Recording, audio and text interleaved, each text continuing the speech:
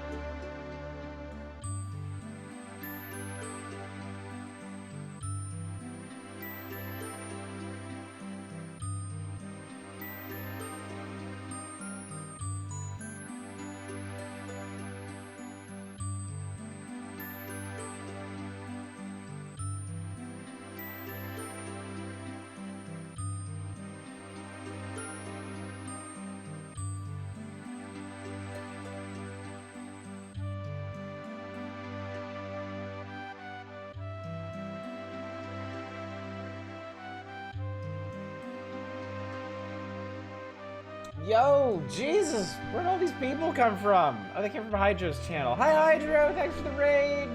Oh, Lord, what's up, Satellite? Brunhilda, Mizroy, Manic, Hydro, Exploded Berry. Yours is really dark. Daxia, Amaroli Day. That's an interesting one. PM Collector Boy, Hydrocide, Art Dominic, Spice, Sad Cat. Hi, hello, everyone. Hi. Welcome in. Glad you're here. Glad I'm here. Glad we can all be here. Hope you're all doing well. I am doing good. You know what? I'm just gonna say I'm doing pretty good today. Yeah, I feel pretty good.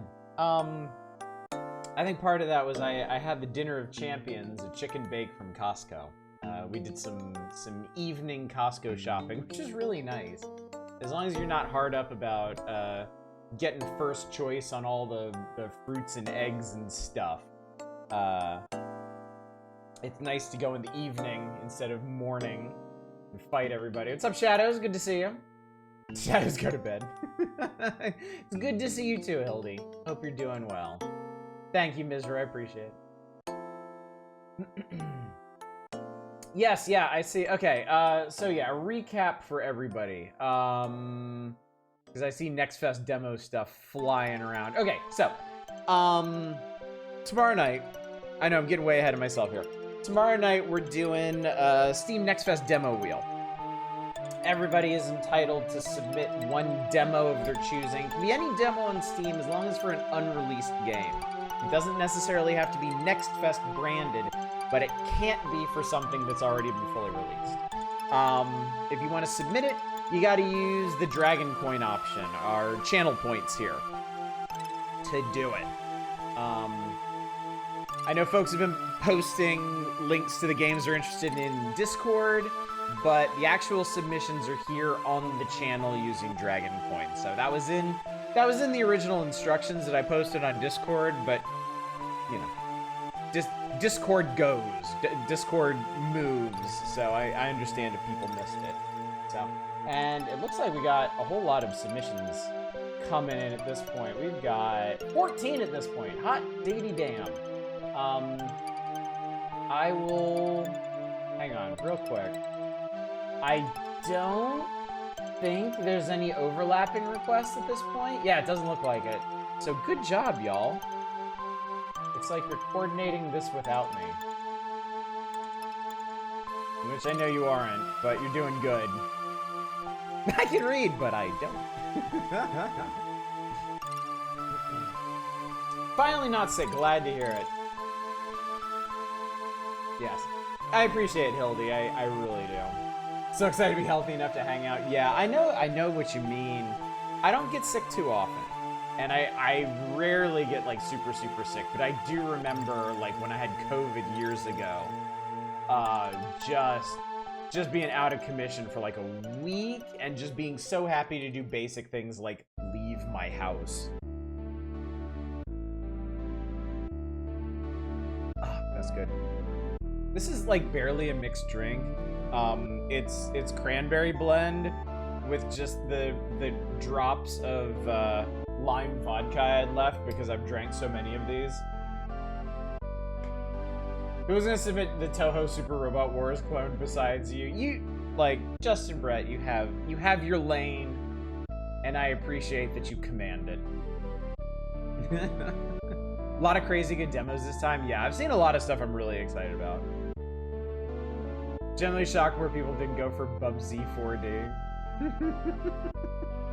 Is this reality? Can this be real? Gonna nominate Menace, but I figured a Hell Maiden would be more interesting. Yeah, we are. If you're interested in winning the fabulous prize for our demo wheel, you do want to go for the most entertaining demo you possibly can. Blueberry vodka and cranberry with 23-year-old Hildy. What's up, Beth? Good to see you. Your feed is nearly a ghost town. It's because TwitchCon. Maybe you just follow more sociable people than I do. Maybe I'm the only shut-in you follow. Because the folks on my feed are all pretty much streaming normally, so I didn't even know TwitchCon was going on, even though I'm pretty sure it happens here in Los Angeles. Good evening, Two Hit. Good to see you. But one with the one I had, thought I had a fun title. I mean, that's a great way to do it too. Remember, whenever I do submissions for something, whether it be a wheel or an import night or whatever, like, you're free to use submissions however you want. For Next Fest demo wheels, I kind of turn it into a contest. We see who can come up with the most entertaining demo of the evening, and they win a fabulous prize. But if you want to use the demo wheel to just put any old demo you want in front of me, or just troll me with a demo for some like totally garbage thing, like, you're entirely entitled to do that. There's nothing wrong with that. Good evening, Tradon. Good to see you. Glad you're here. I arrive, I'm here to make trouble. Gremlin energy, nice. Picked a good night for that with us here in the Power Hours. I think there's gonna be some interesting stuff to request tonight. So the Bubsy movement's a little twitchy sometimes, is shockingly fun. Made you chuckle a few times. I request a formal exception to give you Yun Yun and ruin your life. You have it. Whatever you need to enjoy tomorrow to the fullest, you have it. Not bad, you can just cover a lot of ground, full jump combos. That makes it sound like the movement is pretty entertaining, which is kind of a must for a 3D platformer, so. I mean, it's on there. So we've got, 15 requests now. We have 15 requests up here. Oh, Hildy, you already requested something. Do you want me to refund it so you can put this Union game in?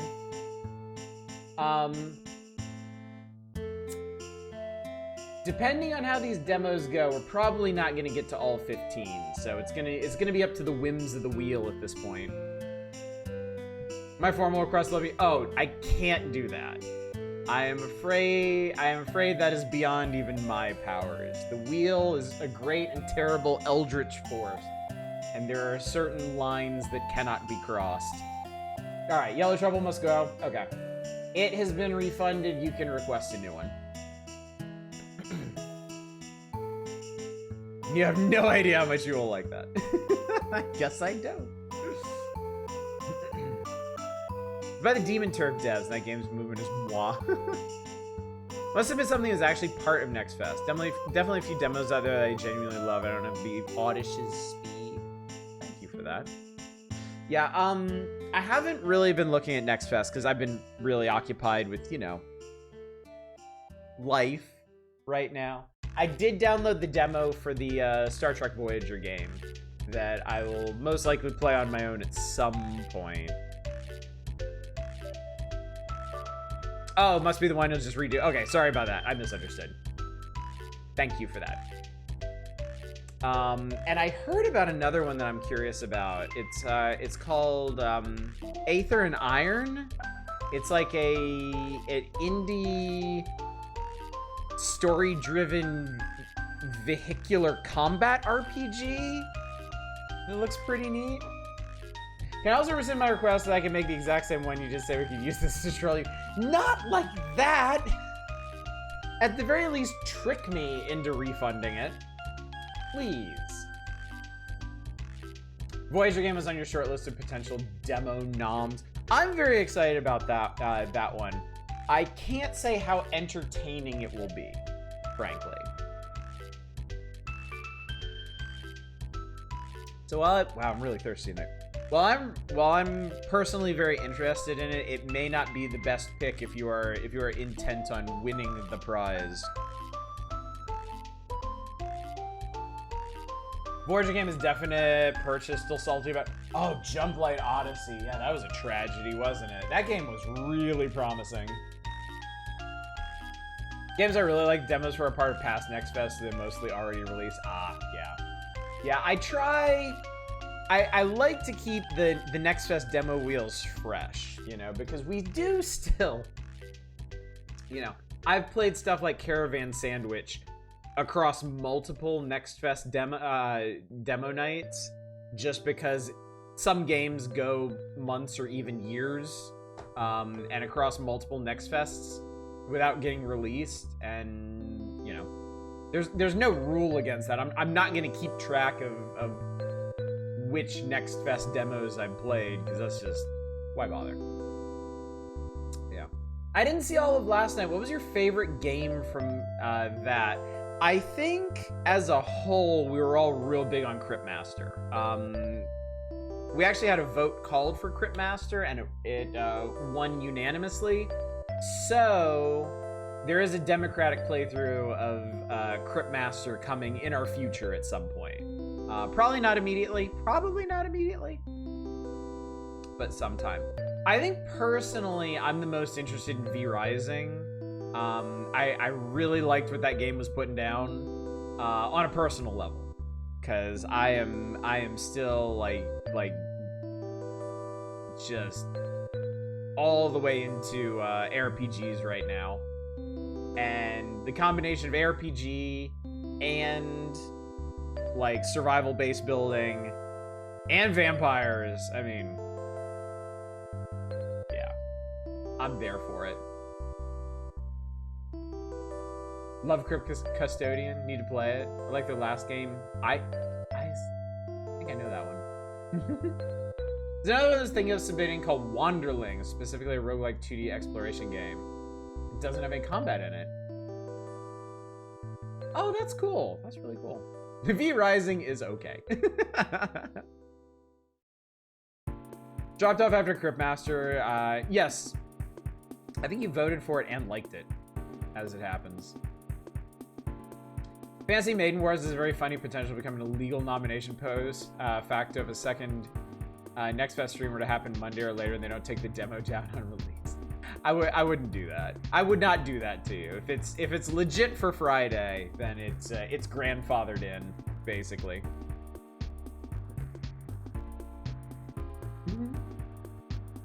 So yeah.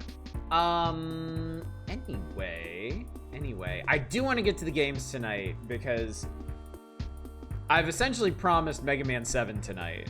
It's coming up. I'm 99% sure we're not going to get so sidetracked that we miss out on Mega Man 7. I might want to play Mega Man 7 for a while, depending. So, there's a game called I Hate This Place based on a comic. Y'all put forward a lot of stuff I was considering this time. Thanks. So why don't I go ahead and talk a little bit about the schedule, and we'll get into the magazine. We'll get back into the tender embrace of Nintendo power. Oh, nostalgia. I need to mainline that shit. Tonight, of course, is the Power Hours. We've made it back to October of 1995. We're gonna get to talking about Primal Rage and other games in a minute. But this will continue into Saturday. There is no chance, as far as I know, of us finishing the magazine tonight.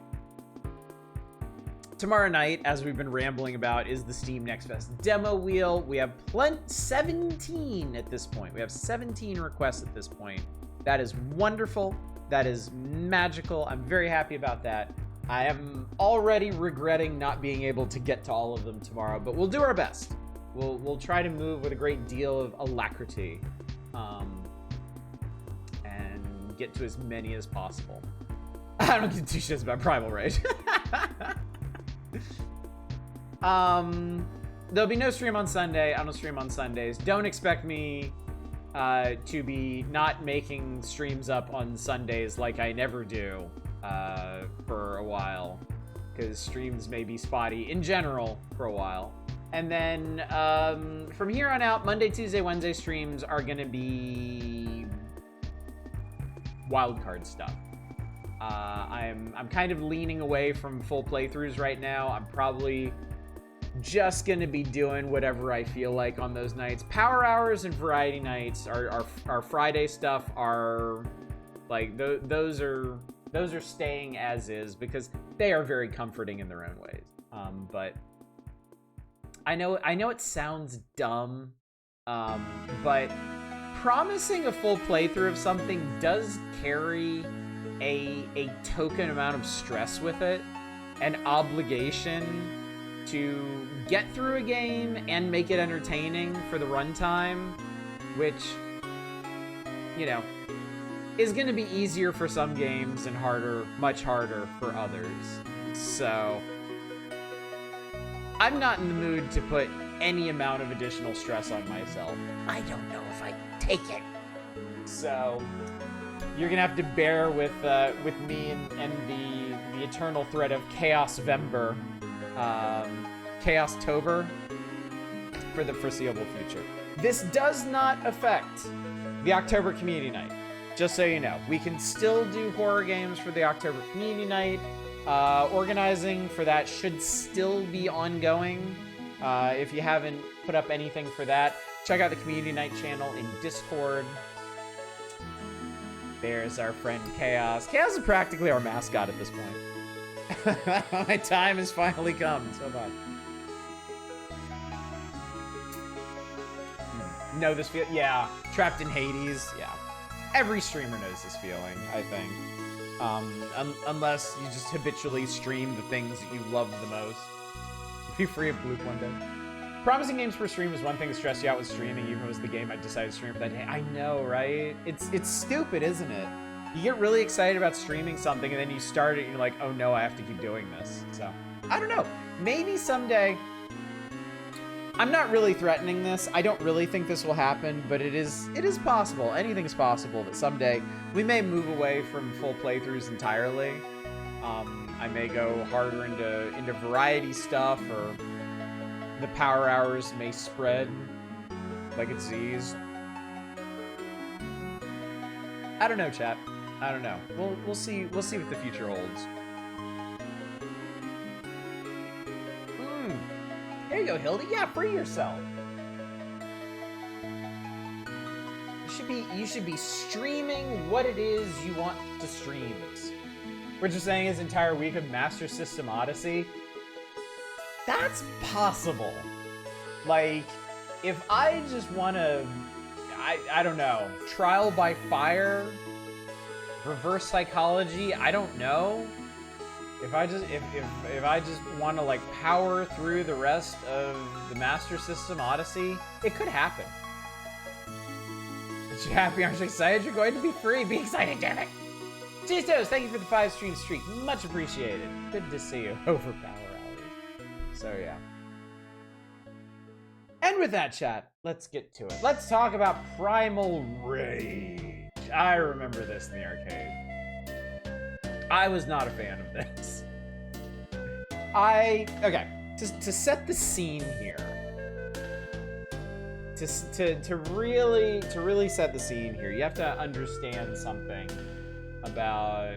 Yeah, no, Yeah, this right here, this whole thing going on. Didn't know that. Didn't realize that until like now, basically. Yeah. Okay, so let's rewind back to the 90s, which we're doing anyway. I don't know why I even said that. Elementary school, middle school Oddish goes with his parents to the mall every Friday for something to do because we lived out in the wilds of Hickory, North Carolina, and there weren't a whole lot of things to do. So yeah, that was our ritual. Every Friday night, we'd go to the mall, and we had, it really was a ritual. We had a pattern. My dad would always park in the same place. We'd walk in through Sears. We'd go to the food court. We'd get our food. Sometimes we'd even order different things. We would eat. I would get my weekly allowance, a couple of bucks. Once I was done eating, I would take my weekly allowance. I would go to the video arcade, and I had a plan. I would spend $2. I would spend $2 of my not at all earned money. I would spend $1 of that on pinball, and I would spend $1 of that on whatever else, usually beat 'em ups. I was a big fan of the D&D beat 'em ups, the AVP beat 'em up, whatever else I could get my grubby little hands on. When I was done, when I had spent my 2 unearned dollars, that was when I would go over to the fighting game section and I'd watch the older kids play fighting games and kick the shit out of each other. And sometimes occasionally do really cool shit, like fight Reptile in the original Mortal Kombat. But yeah, I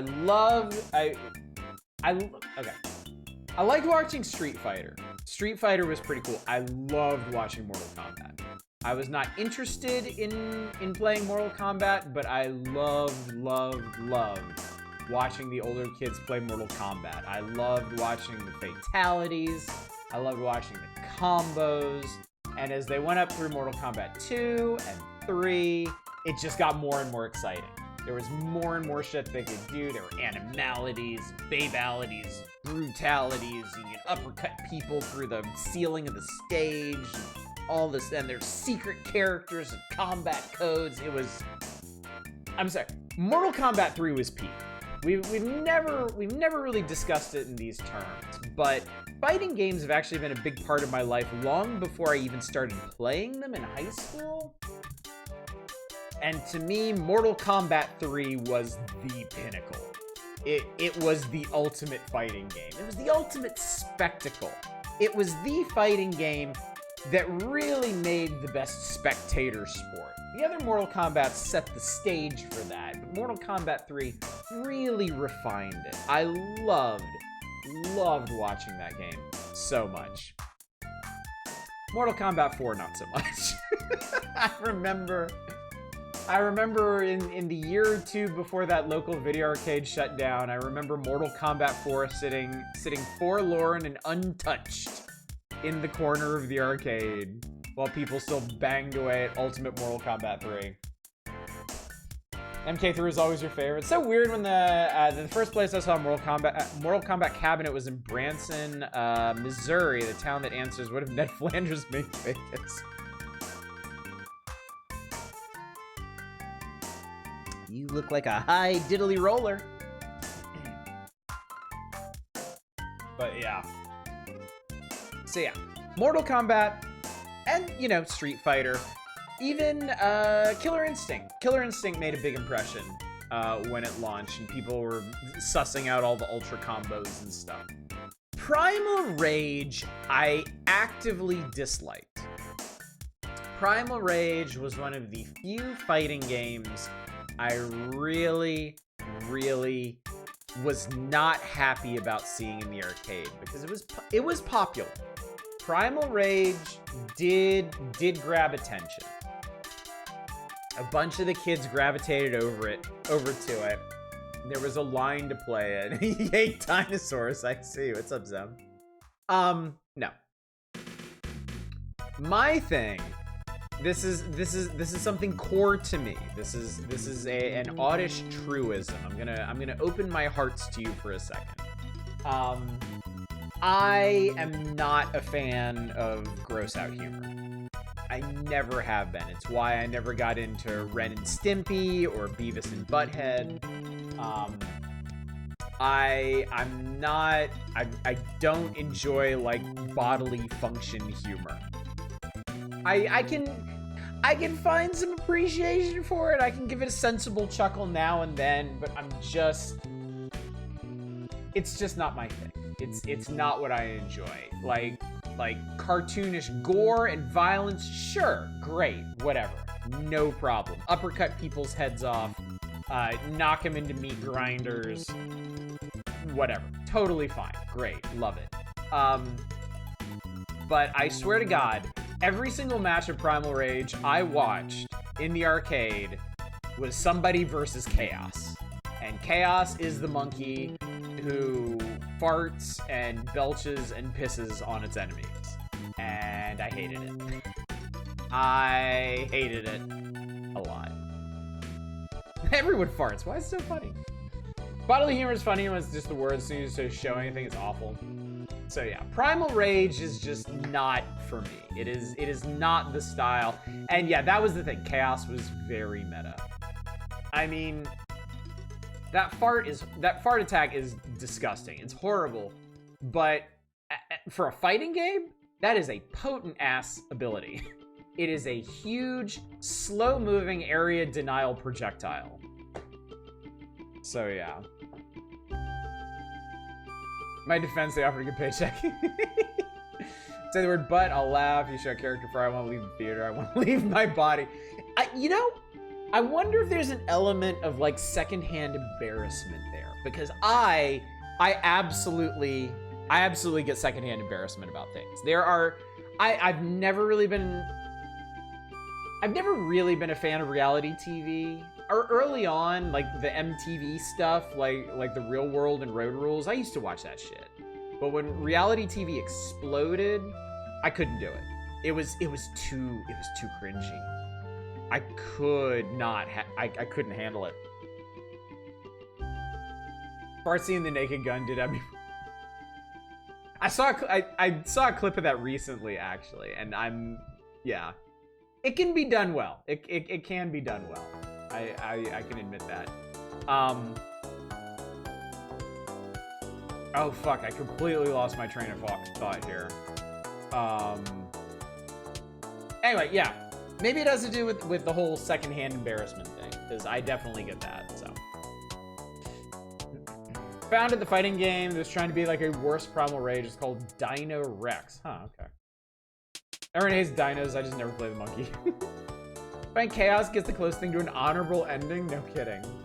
Yeah, that's right, this does actually have a story to it. We'll read about that. I think the story is like right here, in fact. But yeah. Well, I can't say long story short. It's already been a long story. We already went through it. Yeah, I'm not a fan of Primal Rage. We can play it. If you want to take a look at it, we can. I certainly won't veto it, but yeah.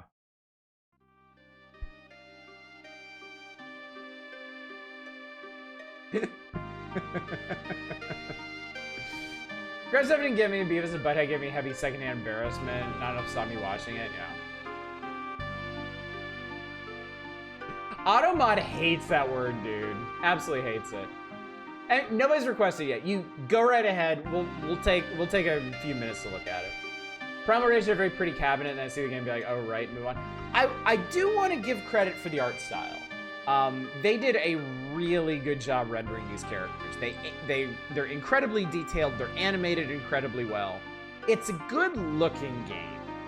I just don't like the vibe of it, is the thing. I think with a few little stylistic changes, I could have enjoyed this a lot.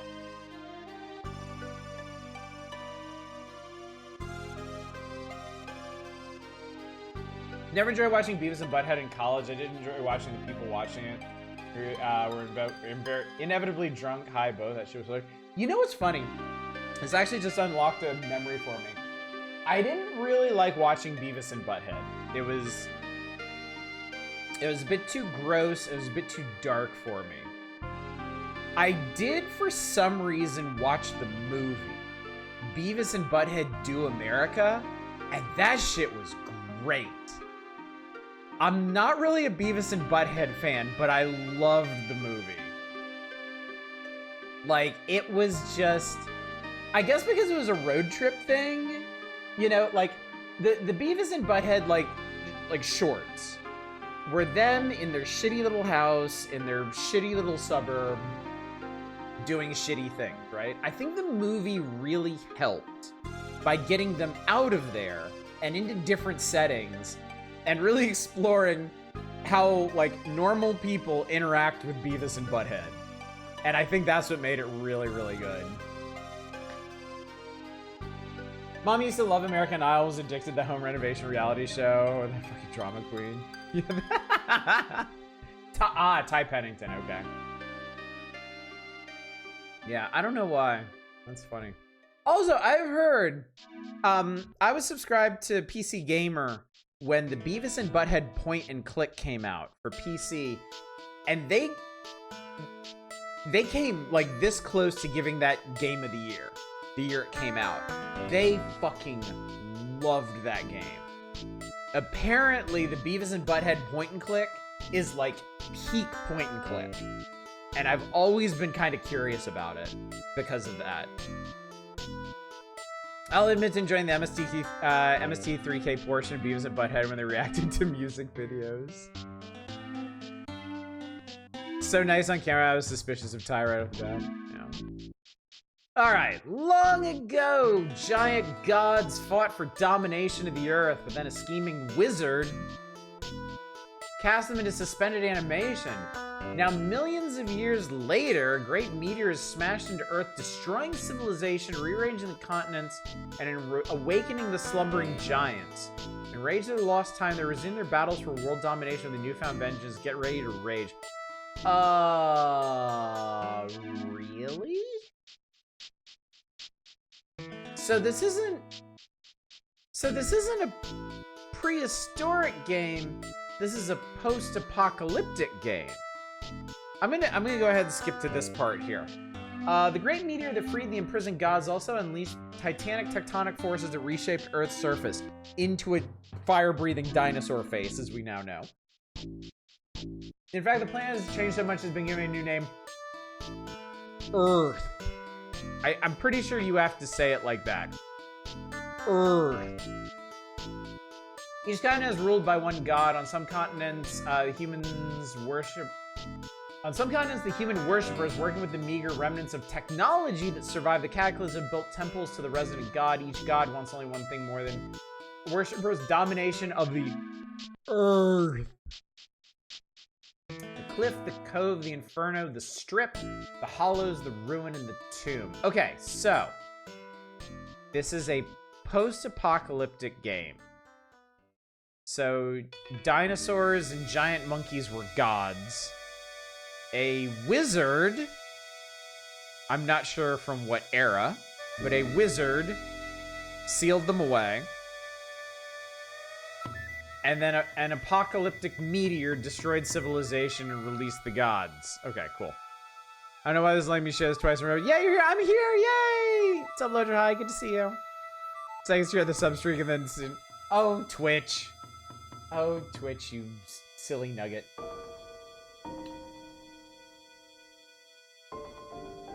Alright,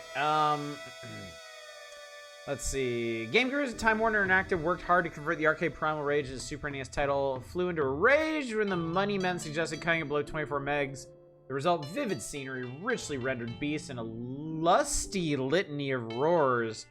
Can you put that in Nintendo Power? Is that okay?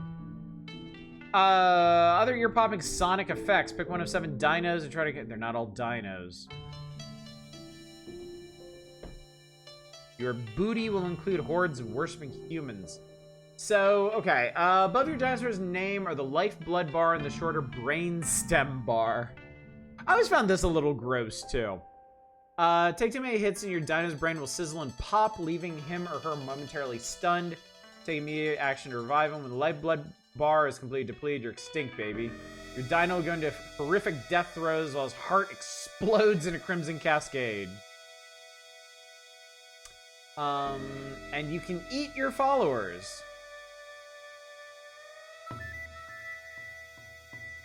There are followers in the background, and if you're near one, you can devour them. That's great. Okay. Let me move slightly so you can see that name there. It's called Twitch because that's what makes you do in anger. Slaughterhouse 7. You'll feel the earth move under your feet. These raging rivals start to stomp, and Dynamic Dino World each has forged a unique set of fighting skills. Okay, so Diablo, the essence of evil. Diablo is imprisoned for ages in an infernal prison deep within the earth. Not developed a truly horrifying array of fiery attacks. Should he conquer Earth, he'll burn and torture without remorse, sparing only the beasts and humans are as bloodthirsty as he. Nice. Okay, so fire-breathing T-Rex. Neat. Blizzard, this wise and noble god, frozen for eons in a glacier, is a methodical fighter. He'll bide his time, roaring and fainting before suddenly striking from a distance with a devastating mega punch. The urge to conquer the Earth has led him to abandon his traditional home high in the Himalayas. Chaos. I would like this game so much better without chaos. Arrogance got the better of a powerful witch doctor called Chaos, hungering to control human evolution, cast a spell that backfired, turning him into a hideous beast condemned to ages of wallowing in his own odor. He now seeks to reunite his old tribe and lead to world domination. And of course, they had to screenshot the fart escaping his anus. Sauron. Can you do that? I guess since he's a dinosaur, it's okay. An eternal craving for human flesh is the price of immortality for the god of hunger. I mean, that's not really such a bad thing for a dinosaur. Really? Seems kind of natural, I guess.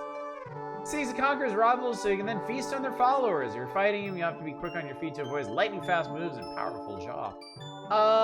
Is it just me, or Diablo and Sauron palette swaps? Good question, because Marvel is a Sauron too, who is the dinosaur. I know, right? Kinda weird.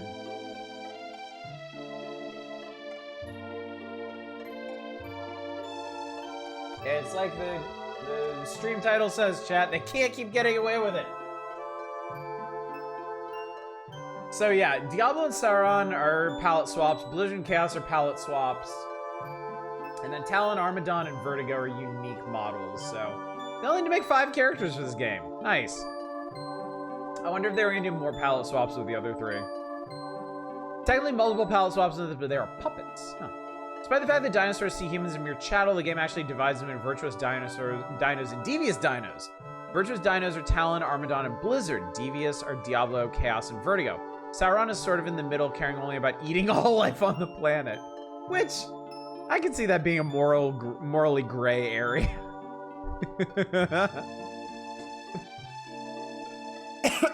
Chaos, the most devious of dinos, since he's actually a monkey. Kind of get not wanting to make more of them for a first game. Yeah, that's entirely fair. Every fighting game is a Ryo and a Ken. This is law. So who are the Ryo and Ken in this game? Is it the monkeys or is it the T-Rexes? Talon, the chief of the Raptor clan, lived on an isolated South Pacific island for ages before the Great Meteor drove his island into the mainland. I don't think anybody would have survived that, frankly. He now battles without remorse to protect his clan's welfare. When not fighting, he prefers a life of genteel luxury, keeping humans for cattle and sport. Armadon. For eons, Armadon lived in lonely rage in a cave deep within the earth. Freed last by the Great Meteors, bloodlust proves unstoppable. Yikes. And Vertigo, originally a crazed sorceress from another dimension. Vertigo is banished to the moon for millions of years, freed by the Wow, that must have been a hell of a meteor. If it crashed into the moon as well.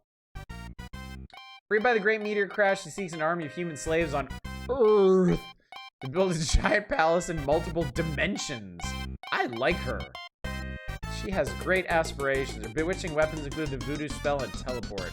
She's Rita Repulsa. This dino is from the moon. Monkeys are cool and all, but seriously never a notable character. Yeah.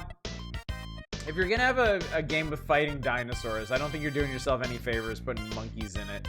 And then to make one of them like the meta character. What are you doing, man? Is there another? No! Spoiler alert.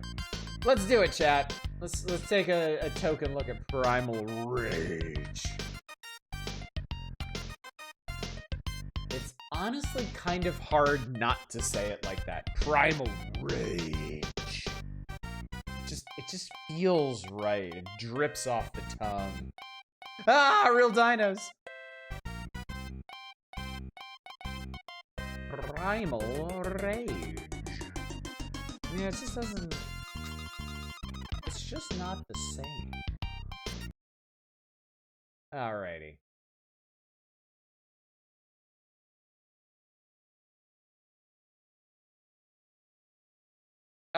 No intro?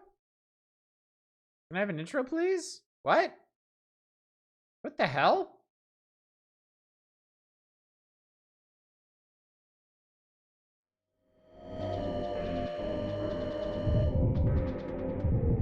Maybe it wouldn't fit on the cart?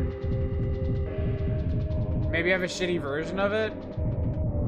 Probably wouldn't fit on the cart. All right, Vertigo. Okay, shame the console ports all suck shit. Yeah, I want to talk about this. Primal Rage is a really good-looking game. This is not. Are you a charge character? Like, what the fuck's going on here? How do you do special moves in this game?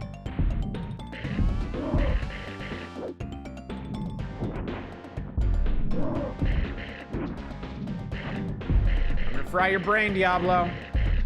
Don't think I won't.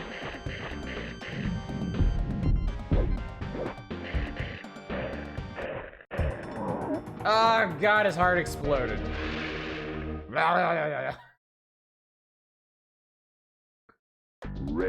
Vengeance. Ow. She kind of makes Kremling bite noises.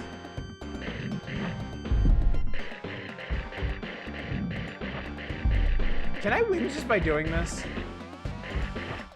Because at some point it's gonna fry his brain. Nah, maybe not.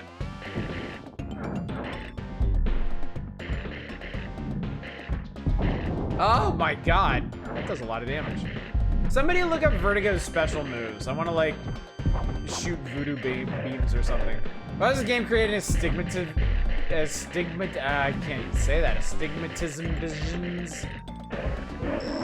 Oh my lord in heaven. That was a fucking combo, bro. Fortunately, I fried his brain. So. Yeah, I think this was just the best the Super Nintendo could do, and it really just doesn't do the game justice. That's a shame. Because dude, I don't want to do it. Why do I have to do a mirror match, bro? Don't do mirror match. Just don't. I'm sorry. I know you only have 7 characters in your game. I don't give a shit. Don't do fucking mirror match. It's boring. Yeah, how do I shoot that admittedly sad little projectile? Oh, I want to teleport. Ew. That made a really gross noise. I don't think that's magic. I think that's just spit. Late night chili with elk. That sounds amazing. Bet they all use up as a motion requirement. I do appreciate that this game has like a combo meter. That wasn't super common at the time. Like it tells you the hits and the % damage you've done. Also, Nintendo Power mentioned that Vertigo has a projectile and a teleport. And I've seen the AI use the projectile and the teleport. Does that mean Does that mean characters only have like 2 special moves in this game? Because that's not great compared to what other fighting games are offering up at this point. Cool combo Vertigo can do, only need to hit 1 button. It's the power button. I'd like to try that, I think. Because this is not a good version of this game. Not a good version. I shouldn't say this. I shouldn't say this, but I really should learn to get MAME working someday so I can do some actual arcade games up in here. Even if only just to appreciate the artistry of actual arcade versions of these games, because we really are getting the watered down secondhand versions here.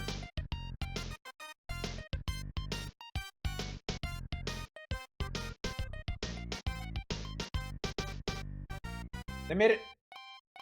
Wait, they made a sequel? There was a Primal Rage 2? You sure that means you can play the AVP?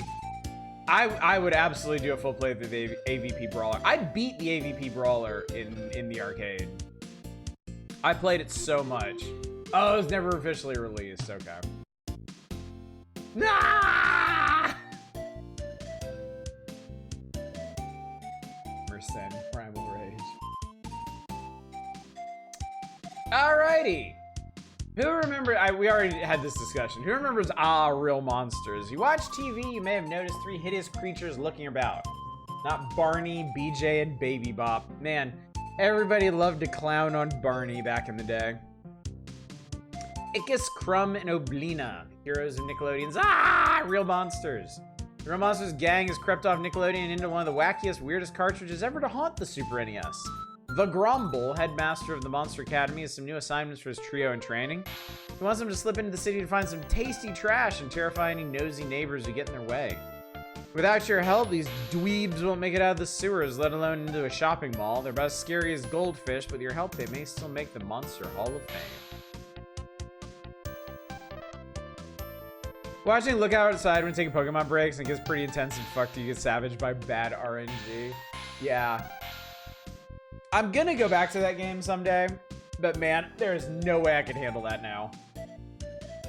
Absolutely not. I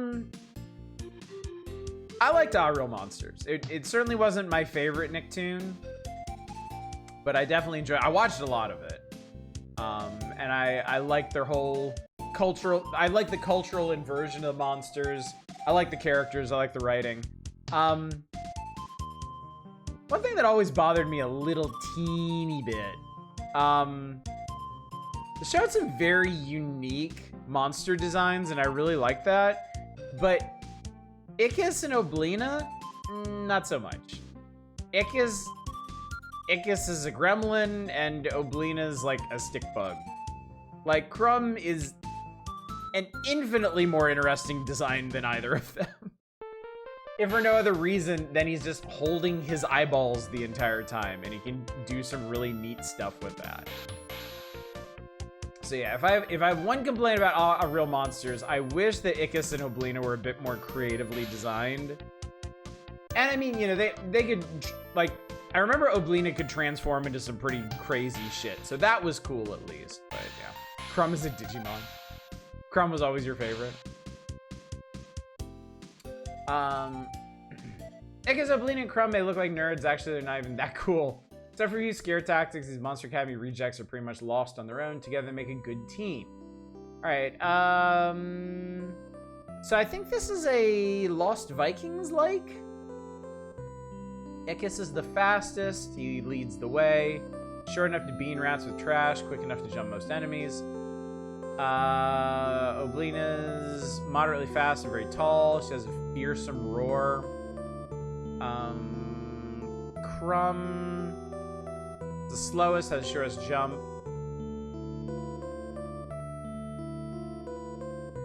Ickis can swing Oblina like a bat to hit Crumb's eye to get a better look at what's ahead. That's kind of, I kind of assumed that if you have an Real Monsters game, Crumb's eyes are gonna have to be a mechanic in there. Oh, the voice cast was excellent. The voice cast was absolutely top notch, and that was a big part of why it was such an entertaining show. You know, you can have the best art and the best writing in the world, but if you don't have the right people delivering those lines to the fullest, I mean, you're not gonna have a hit. Contractually obligated to say this every time I mention that game. A 3-player Lost Vikings maker game would rule. Oh yeah, absolutely. From is a Digimon. This is real. Then none.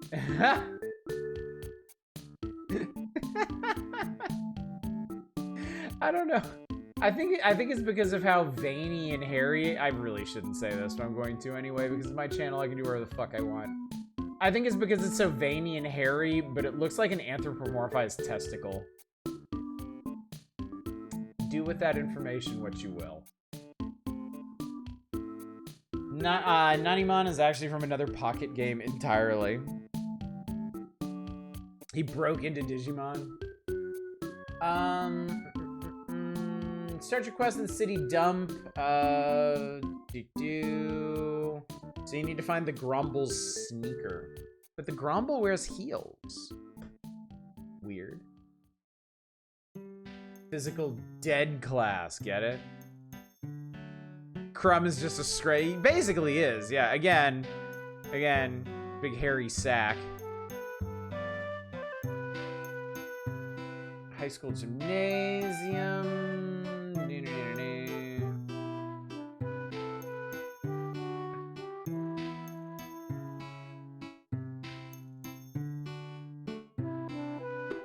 Not a whole lot about level specifics, just a whole bunch of tips here. Let's give it a try. Let's give it a try. Let's see. So the official title of this is 3 A's, 2 H's, 3 exclamation points, and then real monsters. Had to make sure I got that right. Otherwise, people might not know we're playing. Do you think Real Monsters inspired Monsters, Inc.?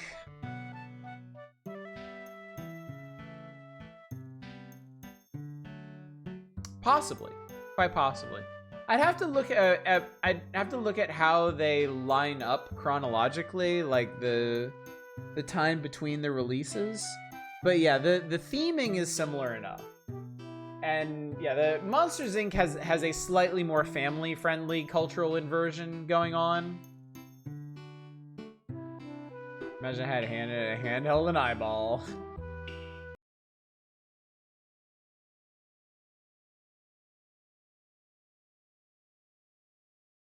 Ah. Klasky Supo. Animation already looks really good. Nickelodeon.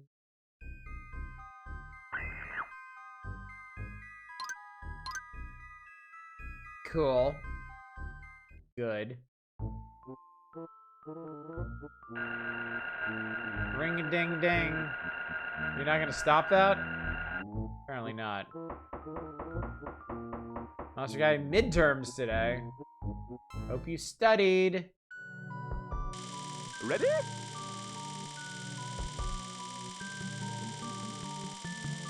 Find a sneaker. I really like the Gromble's design too. Okay, alright.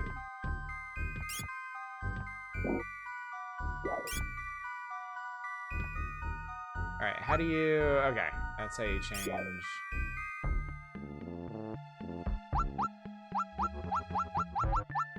Okay, you can cycle either way.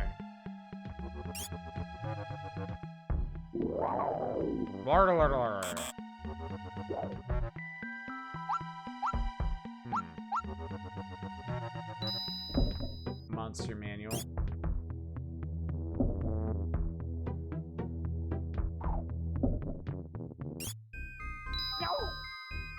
So it's actually kind of less a Lost Vikings-like and more just a party-based platformer.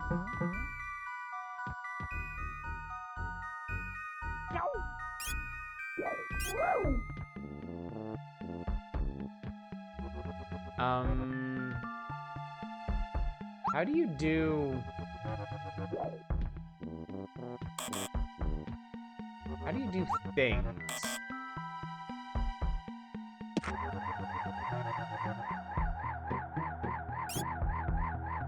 Okay, well that's how you do one thing. Can I do... Oh, that was kind of cool.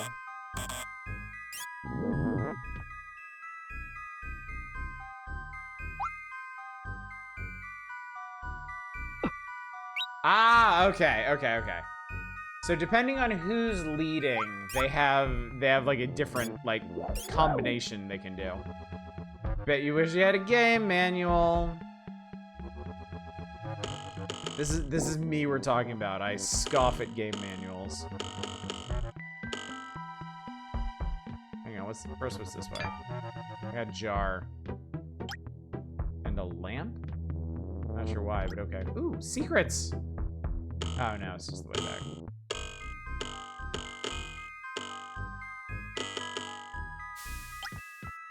Gross.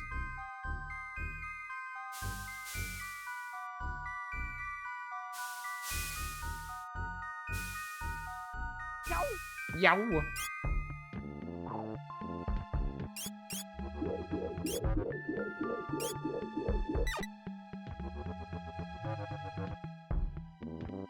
That doesn't seem very useful. I mean, game manuals are in PDF files. Peppered Farm remembers. So I think we might need Oblina.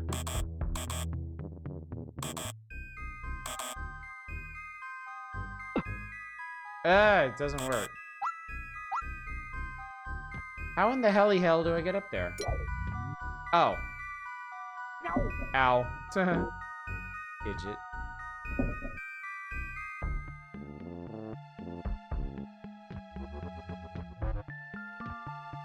The students don't read instructions.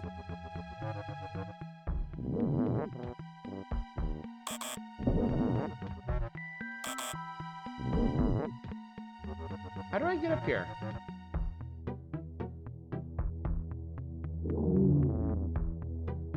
Shouldn't do that.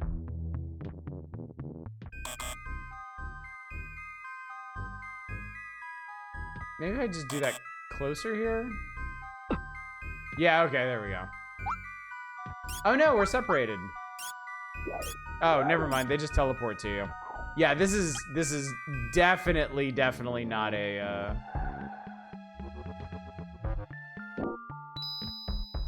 Lost Vikings like. This is real monsters. No, I don't want to do that. I want to. Oh, damn it! Damn all the things.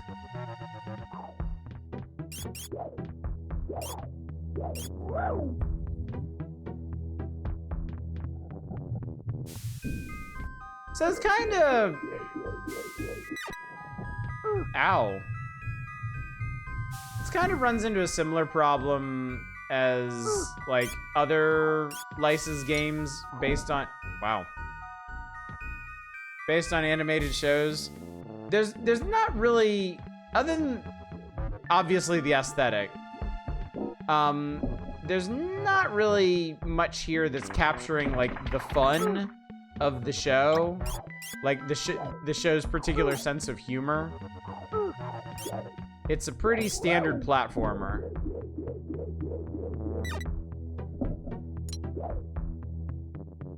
I need Tool Time SNES game at every page semi-obscured by men don't read instructions or some shit.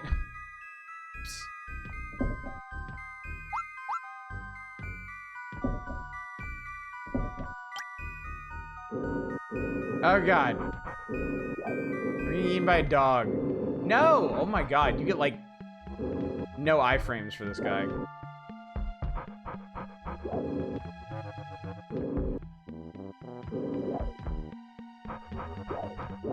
Ah, Jesus Christ. Stop it. Okay, cool. Got the shoe and we leave. Okay. Just ready? Sorry, what? We're doing this again? Find another shoe?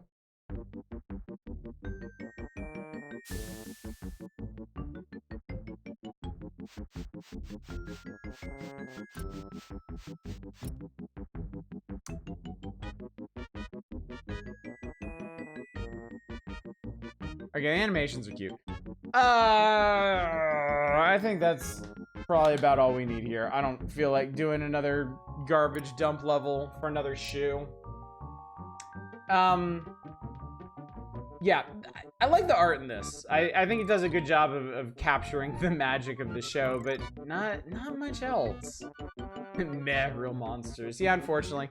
I was expecting something more. I was expecting a Lost Vikings like puzzle platformer.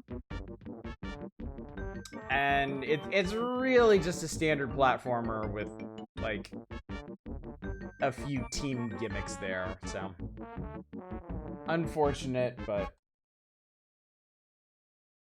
such tends to be the way of licensed games, frankly. Even Captain Horatio Magellan Crunch. I want to alarm you, there's some real monsters right there. I know, and they're not really doing much. Oh well. Ah well. Here we go, chat. Pokemon, they have Nurse the Healer team for free. Legends ZA has made them all cultures, which I love. I imagine people on Twitter are raging about it. Hopefully not. Wily never learns, chat. Also, fucking Mega Man there is ripped. Holy shit. That's not the Mega Man I grew up with. I guess technically is, but Mega Man, I will try to have an open mind. Not a fan, are we? You would think that Dr. Wily would have learned by now. Mega Man defeated his robotic baddies on the NES too many times to count. No, he did it 6 times. We know this for a fact. Mega Swole Man. Wily did know better on Game Boy, but after 2 failures on the Super NES, Capcom's Bad Boy is back in HD. Why would you say that? 2 failures on the Super NES. First of all, Dr. Wily is not directly connected to the X series at this point. Second of all, don't refer to Mega Man X and X2 as failures. That is poorly phrased, man. Mega Man, I grew up, yeah, I was a like weird dumpy guy who wielded a gun. Can't tell if those pecs or bosoms. First of all, how dare you? Capcom's Bad Boy is back in an 8-stage action game with a new army of radical robots. The only thing standing between Wily and world domination is a small but star-hearted Mega Man. Sorry, survived over a dozen adventures. Could Mega Man 7 be his last? Don't count him out, because it wasn't. We live here in the future. We know he went on to do 4 more, at least. Alright, when you pause the game and hit the R button, you'll bring up a new option screen with information about Mega Man's weapons and energy. Hit the L button to return. So you have a multi-subscreen. You can get beat in this game.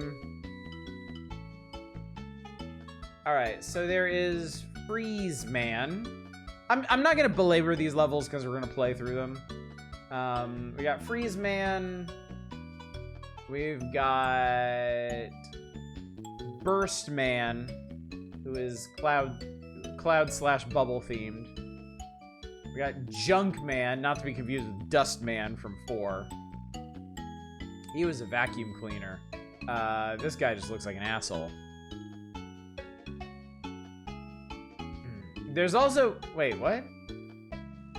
Oh no, sorry, I misread that. Cloud Man. Cloud Man. This is Cloud Man. If you already defeated Burst Man. Yeah, this is Burst Man. I mean, it looks like he's packing corn kernels in his tits. Some of these designs are really weird if you kind of break them down a bit. Shade Man, Slash Man, Spring Man, Turbo Man, and then, yep, Wily's Castle. Look at that. Look at that smug motherfucker. Dr. Wily was the original tech bro. Castle-headed corny tits. Mega Man X not sell well in the US for those comments? No, it was just... It's just Nintendo Power being off color. Like, Mega Man X was a huge hit. All right, let's do it, chat.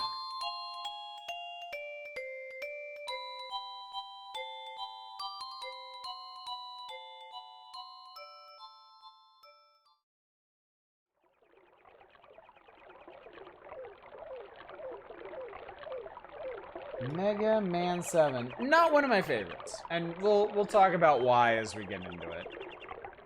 It's very pretty. It is a very, very, very pretty game. After this, we'll only have one more Mega Man game left on the Super Nintendo to check out. And should be pretty obvious what that is.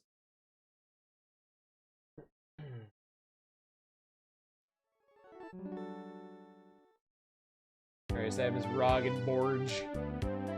In the year 2000 XXAD. A lot of things happened that year. It was a big year. Dr. Wily was huge!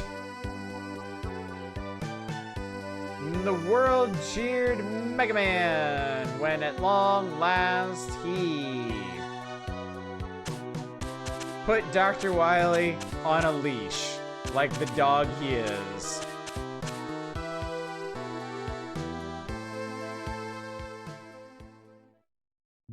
But it implies the Mega Man universe had Jesus. You're right, it does. Dr. Wily always knew his schemes might end in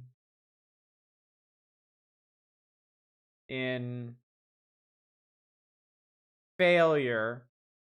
Because, I mean, that only happened 6 times before. 11 if you count the Game Boy games. 4 robots had been hidden away, and after 6 months, without being contacted by Dr. Wily. Dr. Willy? Who's Dr. Willy? Begin searching for their master.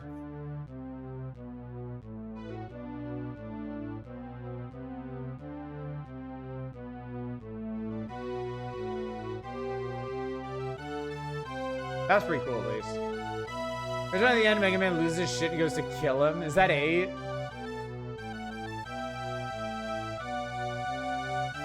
Some of the Mega Man games have very weird endings. As a kid, I did not fathom Mega Man 2's ending. I couldn't process what was going on. I get it now, but... Alright. Game start. Can't this thing go any faster? Auto? The city is under attack.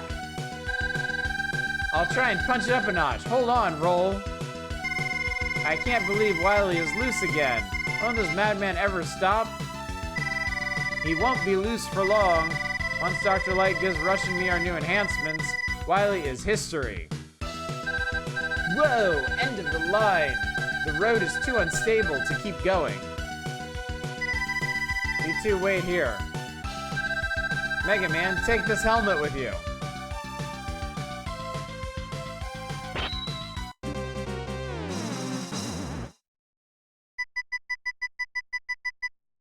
That's cute. But the mutant ellipsis ruins it. Personally, I kind of like the other one.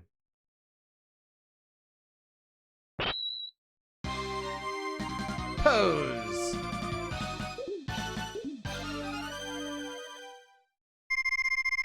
Good luck, Mega Man. I don't know about y'all. I don't really need Mega Man talking. He was right there the whole time while they were slapsticking about helmets. No, Mega Man, we have no time. Wily is using the attack of his robots to cover his escape. Look!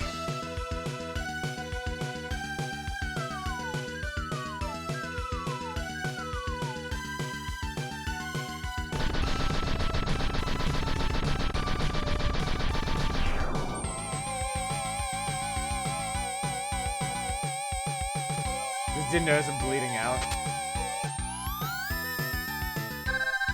You've got to go now, Mega Man. Get Rush and follow Wily's spaceship.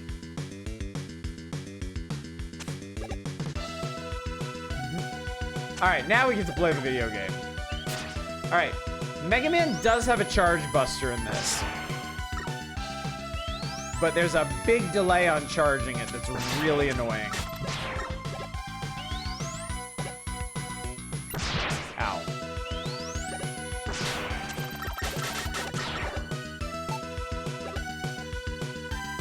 Now you're gonna monologue at light lane. This poor Mets! Also, this guy is not the size of a city anymore.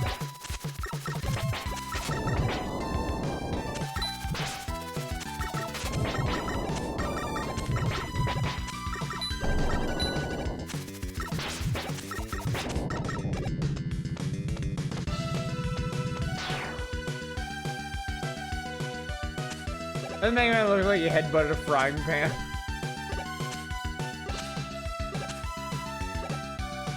This is size of city Mega Man is huge.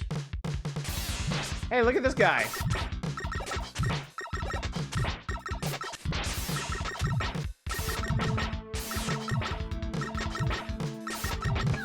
He's not too smart. You are as good as they sang in Mega Man. Smart enough to stand there and shoot. You better tell me who you are? I'm bass and he's treble. Get it? We have been trying to stop Dr. Wily while you were gone. I see now that you don't need our help. Meow. Bass? So that's the prologue. I like the password grid has pictures this time. That's cute. Alright, so yeah, you only start with 4 Robot Masters this time. Which is kind of weird. Who do you want to see first, chat? I don't remember the order for this game, so we'll wing it.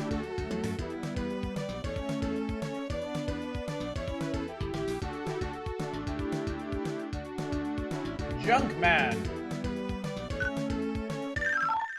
Boola boola boola. Junkman, tall. The guy mugging the camera, he looks cool. He looks like a proto Sigma to me. Sigma with pupils.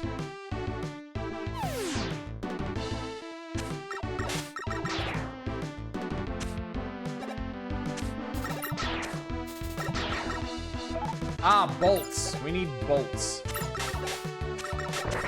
So that is a robot roach nest that produces robot roaches. Junkman can't breathe, oh no! Robot roaches suck because they're too short to actually shoot.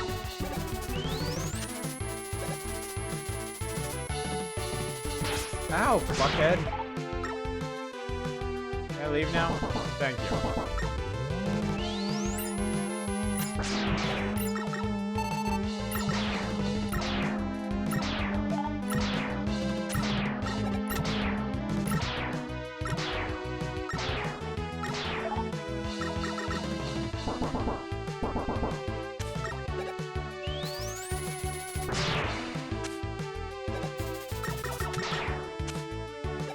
So Mega Man 7 has a slight problem.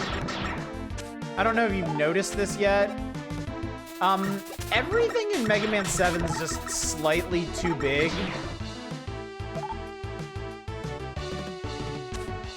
Like, everything in this game feels like very, very, very zoomed in.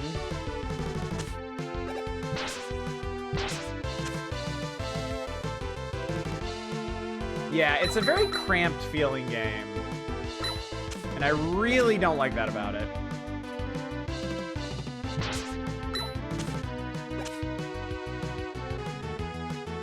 It's always made it feel more awkward and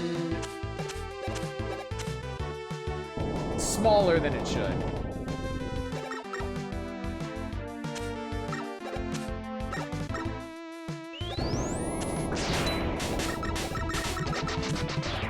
Only game like that, Mega Man 8 wasn't. No, Mega Man 8 was much better proportion. This is definitely the odd one out. Because I mean, 7, 8, and 11 are the only ones with unique art styles. All the other ones are essentially the same art style.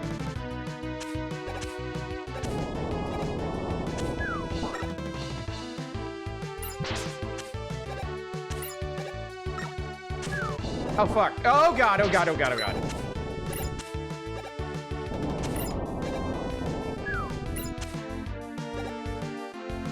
We don't need that.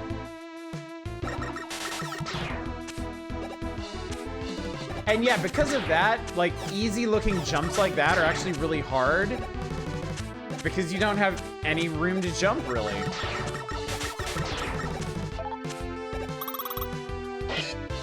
Alright, let's see if I can actually do this just with the Buster.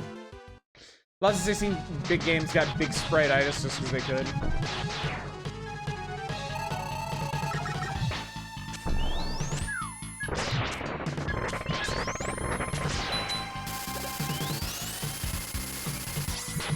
Oh god, he throws it. Oh, he has a junk field. Ow.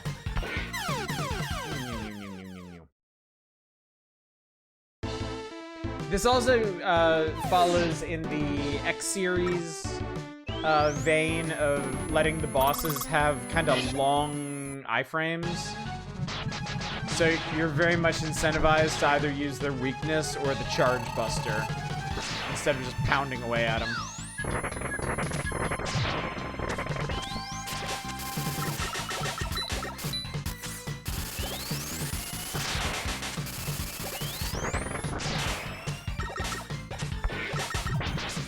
Well, great. Thanks, bud.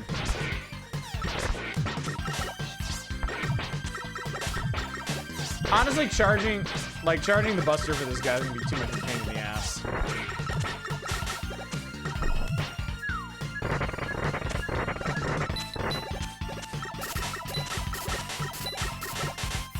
Ah, fuck.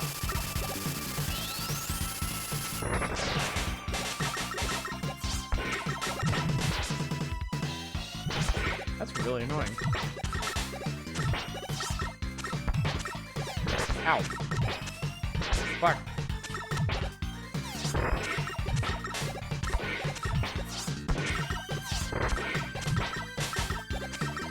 Fuck. I think I'm screwed. I'd like to not be, but...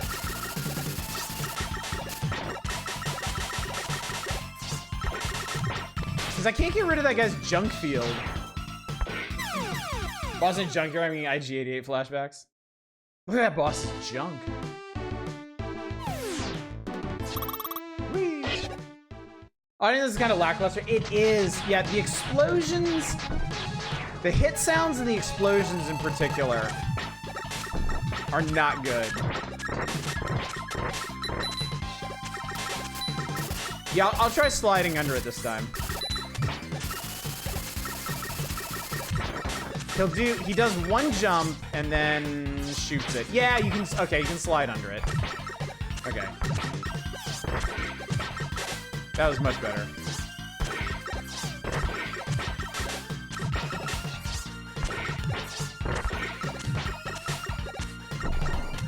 Shit.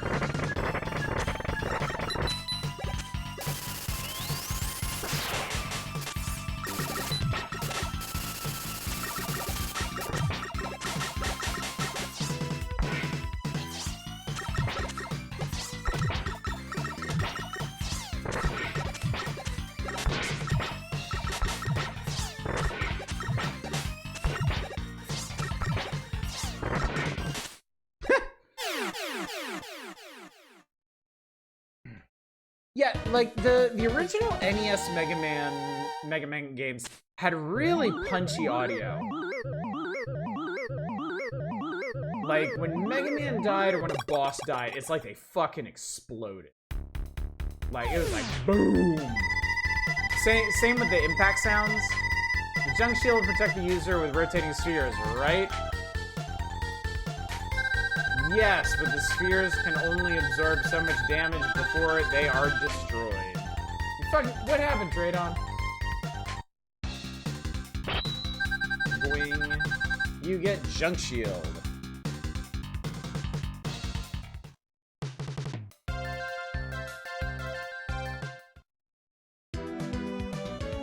Who's next?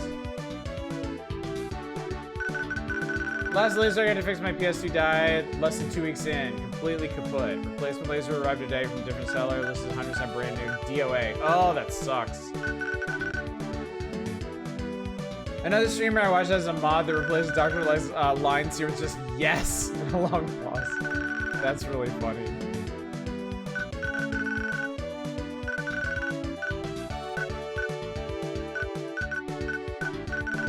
Freeze.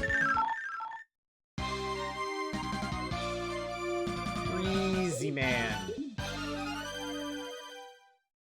My R didn't work. Freeze man. Hell yeah, ice level. I love ice levels. Those guys from Mega Man 3. That's a whole ass polar bear. Whole ass robot polar bear.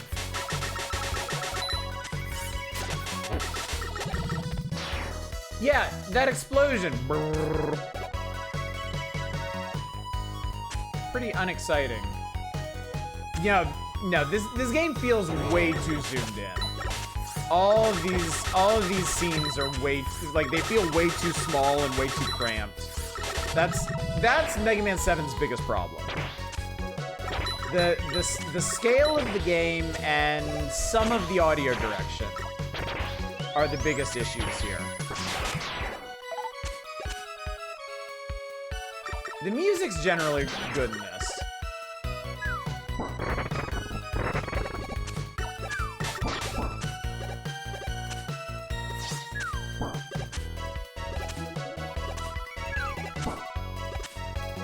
Easter egg where this guy doesn't start the boss fight until you attack him. Oh, Freeze Man?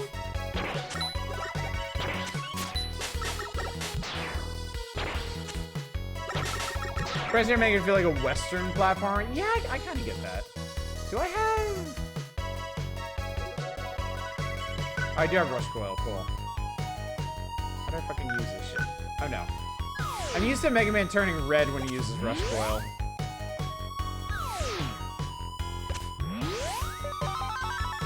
H. God damn it.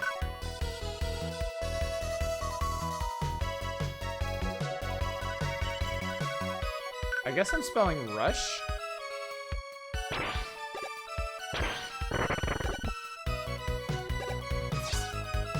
Load the robot fossils in the background.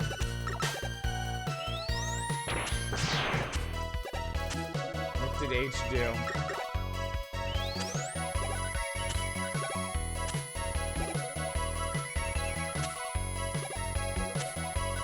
I beat that. Oh no, and I want that too. Shit. Oh, well, I died. Been playing Echo the Dolphin. This game notorious for being rock fucking hard and difficult. It's actually kind of beautiful. Let's do that again. Playing a Western developed game doesn't feel like one at all. Interesting. Yeah, I didn't know it was Western developed, honestly.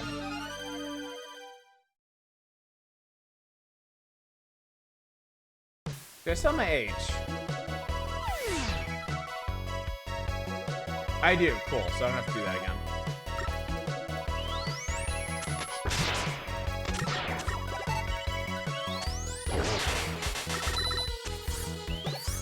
See, it takes so long to charge up the Mega Buster in this game. It just doesn't feel good. Like, there's a full, like, 2-second delay before you even get the half charge.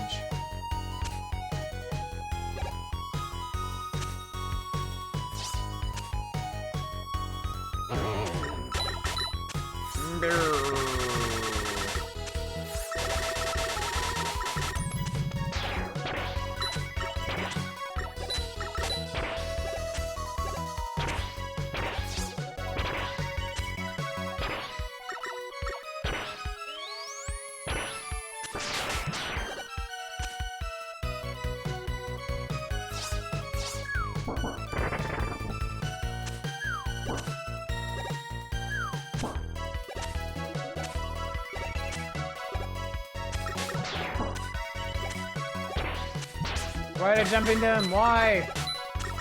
Why did I do it? Ugh. I knew they were there even.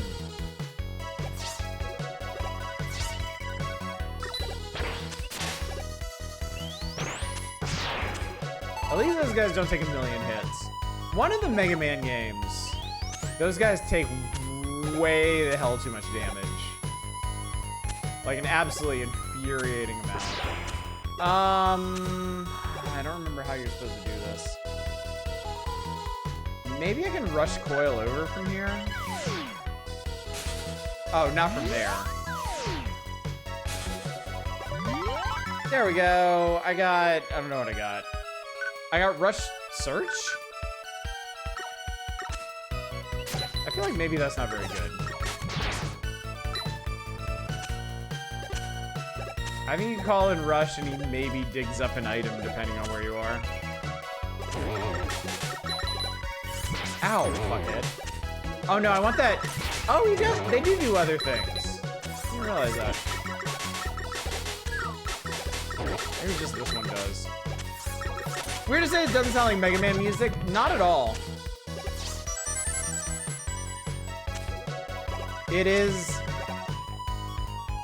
I think it's part of the overall lack of punchiness that this game has. Are you serious, man? Game's problem is Mega Man X came out before it. Yeah.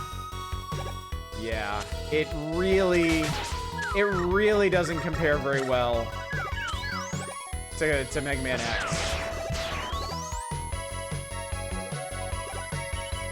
I mean, I know you got the slide in this one, but it's not as much fun as the dash. You can't wall jump. Compares poorly to those two failures.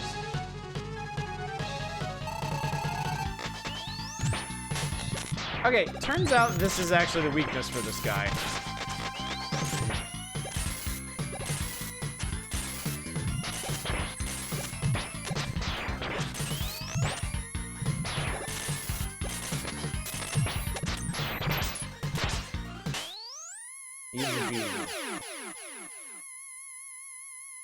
Damn, give me a duel in the second one already. Makes sense, pollution's destroying the ice caps. I'm a little underwhelmed with this so far, yeah. I remember being very excited for it as a kid and getting it, and I'm not even sure I beat the first 4 Robot Masters when I first played it. I think I lost interest pretty fast. The freeze cracker fires ice bullets, doesn't it? Yes, and the bullets will split when they hit the ground. I think this is almost exactly the same as Mega Man X's ice weapon. Don't say that to people. You can't just call them that, Mega Man. Mega Man is programmed by Grok. I think we gotta do Burst Man. We should do Burst Man next. Because I think, yeah, bottom! I like to imagine that Chaos wasn't actually referring to the bottom character, it's just like declaring. I think this is a pretty good track. This is one of the songs from this game I actually remember. And this does feel like a very Mega Man level with the timed exploding platforms.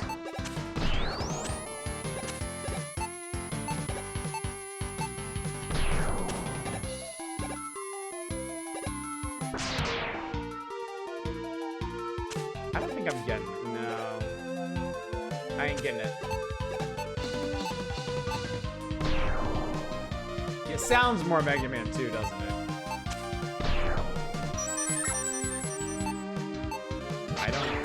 I don't know what I got because I landed on it. Like I'm the top man, but no bottom man. Mega Man games weren't actually known for being very progressive, okay? And it rolls a fucking housekeeping droid. What do you expect? Need Switchman too.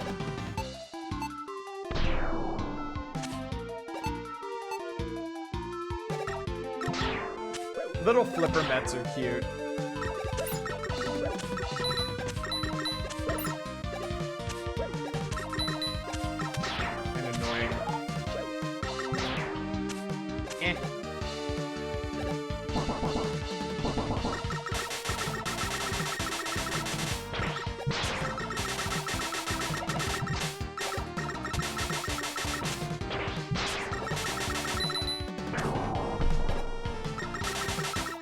I make fun of it. I would make fun of him for shooting bubbles at me. But we've already had to deal with a bubble man. God damn it. There we go. Mega Man Shadows is lurking, maybe? Oh, fuck. I knew there were gonna be spikes, man. It's a Mega Man game. There's gotta be spikes. That's one case where, like, the game being so zoomed in really doesn't do it any favors. Cause, oh my god. It's a good thing Mega Man floats somehow. They made one woman boss and then decided, okay, that's good enough, we're done. Wasn't that in, like, Mega Man 10 or something?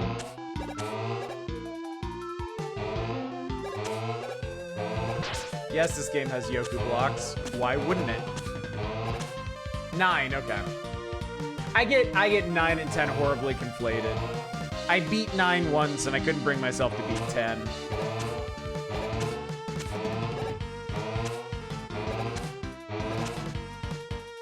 Why are they called Yoku blocks? I don't know. I call them Yoku blocks because I heard other people call them Yoku blocks. And I figured if I was gonna confuse people, I might as well sound knowledgeable while I do it.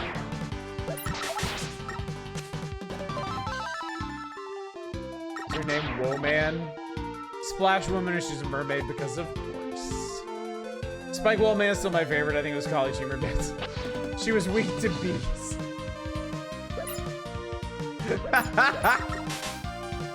There's something really funny about that.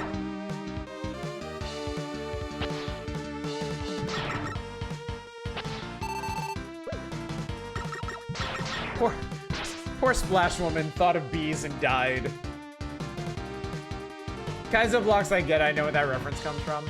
Somebody look up why they're called Yoku blocks.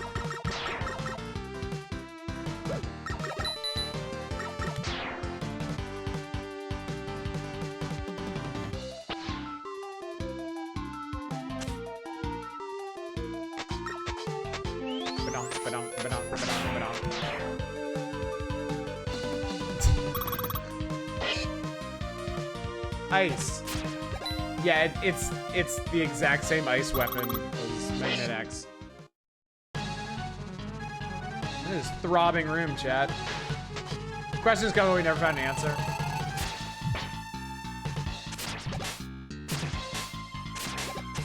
His stupid fucking weapons block attacks. I hate these. So yeah, this is Burst Man. His whole thing is exploding bubbles.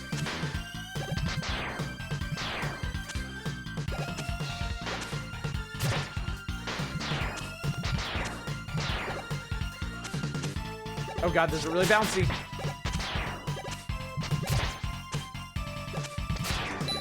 There we go. Have you ever played using that workday? Yes. Literally hundreds of times.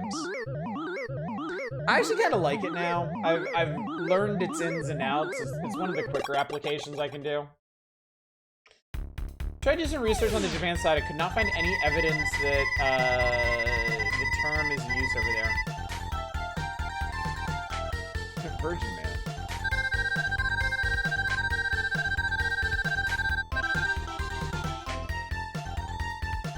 So I can put things in bubbles now. I got the danger wrap.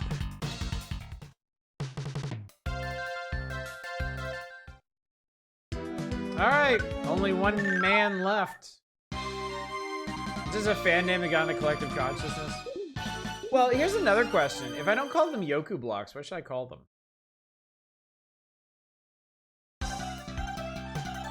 Million auditory passwords stored by the site. I'm always resetting my password anyway.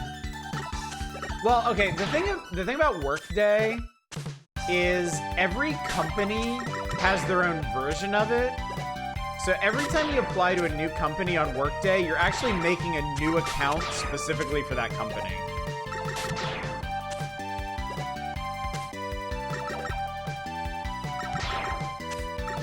A mistake. Fuck you, blocks. Ah, the weather bots.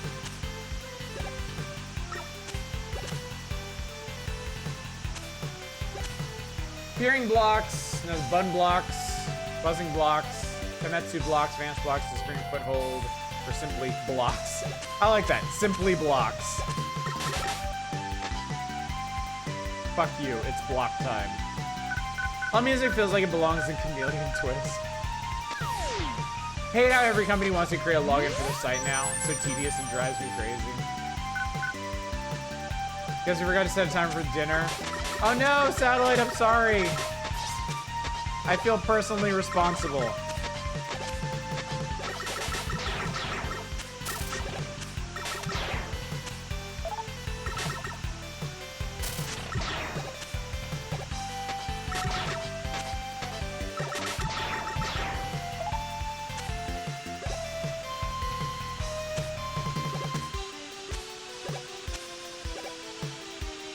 At this point, there's been so many Mega Man games, it's kind of hard not to see this as, like, just a mashup of Airman from Mega Man 2 and Toadman from Mega Man 4. Like, I get it. It's hard to come up with 8 unique themed levels a 7th time. But they've kind of already done all these things before. Propellers make you think Gyro Man? Yeah, the only reason I didn't bring up Gyro Man is it's not really like... It's got the fucking birds from Airman's level 2, so...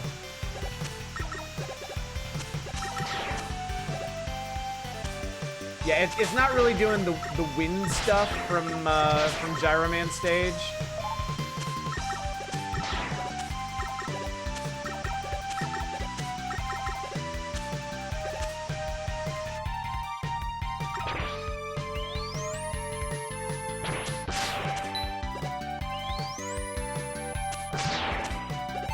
Jumped, idiot. Yeah, that's fine. We need pilot wings, man. Yeah, we needed crossover men.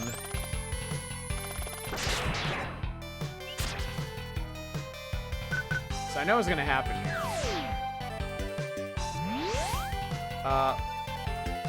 I didn't know what was gonna happen. My God, is that Proto Man's music? It's been a while, Mega Man. Here is a little information. Your weapons can be used to discover hidden areas. Try using the flame weapon in the woods. Remember, only you can start forest fires. Yeah, since we're here, I'm gonna use this rush search thing.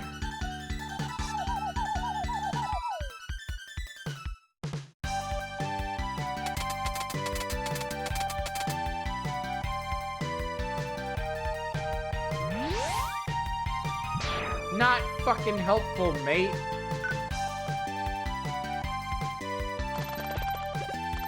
Eleven has a campfire safety man. Honestly, there's probably some fun Easter eggs you can get by using rush search in certain places, but whatever. I'm a little annoyed at getting useless powers in a Mega Man game. But at this point in the Mega Man series, like, the special weapons had already become so niche, you generally wouldn't use them. You know what, let's try, actually. Because this guy's not gonna be weak to Junk Shield.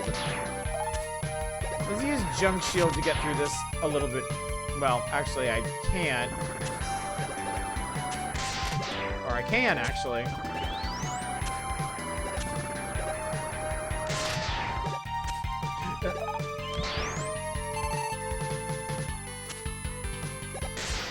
Okay. I think this might be the easiest fight in the game if you have the weakness.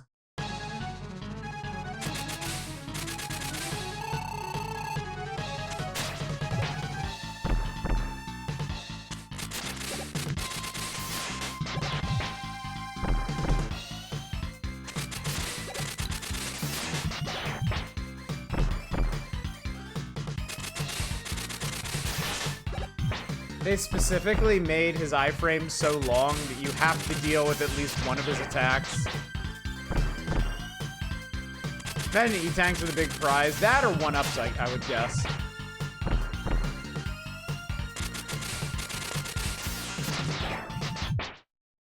Oh my god, how did this happen?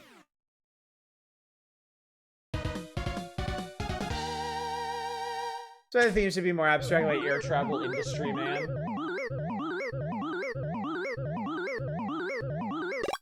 Woodly woodly woodly woo. Woodly woodly woodly woo. The Thunderbolt fires out electrically charged spheres, right? I mean, it's your weapon, you should know. Just use it.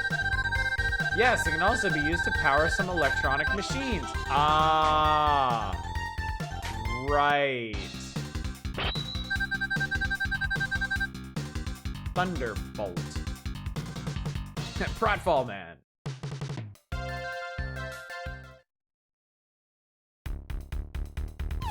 Well, I beat them all. What's next? Welcome home, Mega Man. Dr. Light. What do you think of bass? What the fuck are you asking me for? His actions don't seem to indicate a threat. I don't believe he is our enemy.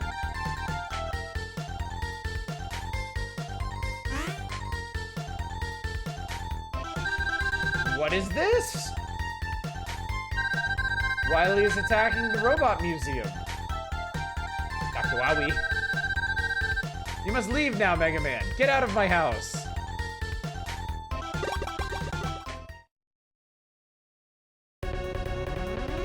Caesar, I don't understand. Anybody thought flashing the whole screen was a good idea? Okay. I wanted to do at least play to this point because this is probably the neatest idea they had for this game.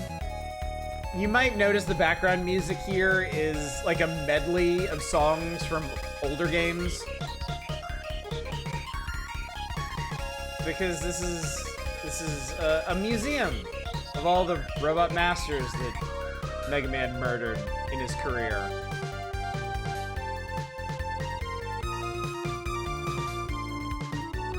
Heatman's so dumb looking, I love him. But who is in that smash case? So Dr. Wowie is trying to get away with Guts Man.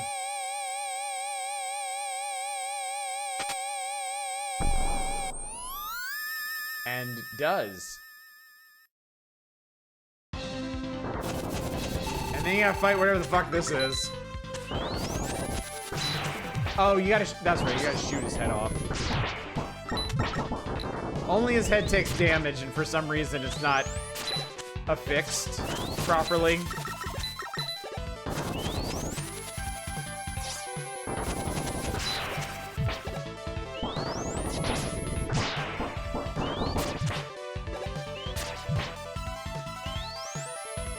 Whoa.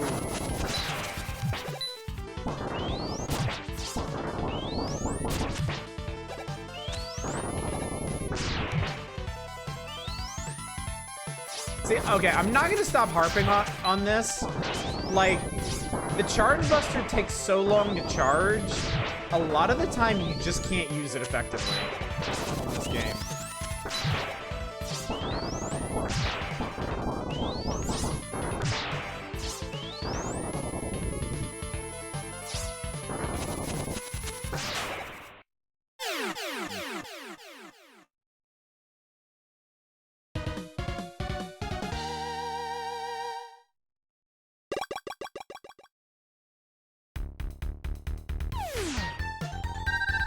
Mega Man, it's a disaster! Wily and his robots are rampaging through the middle of the city. Get going! I told you, get the fuck out of my house. You have a radio built into you. You don't need to keep showing up here. So this is where the other four come in. Alright, should I continue, or have you all had enough of Mega Man 7?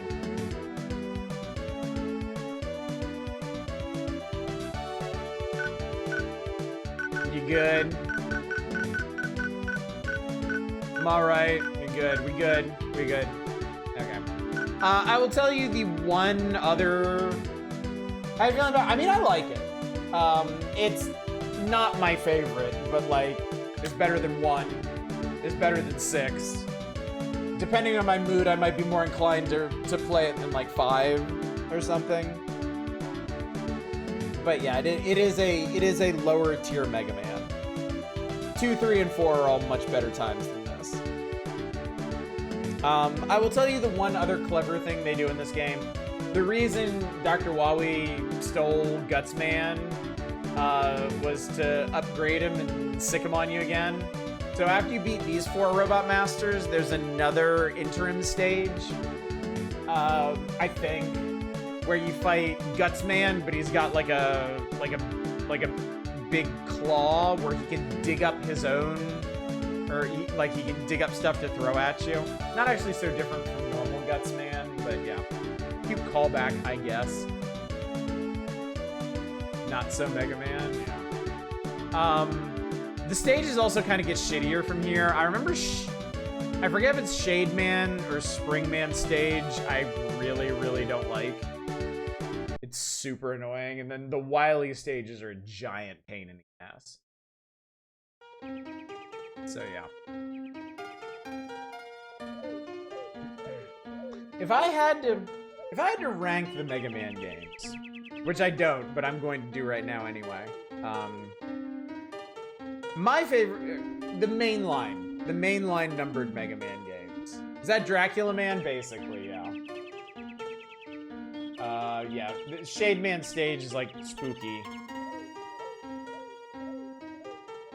Yeah, and that's him. Vampire Bot. Okay. 3 is my favorite. I know 2 is the one that everybody loves, but I think 3 is a refinement of 2, and I really like the Doc Robot stuff. I like Rush. I like the introduction of Proto Man. The slide. It's kind of hard to go back and play Mega Man games without the slide now, especially after playing the X games and having dashes. 3 is my favorite, and then I would say 3, then 2, then 4.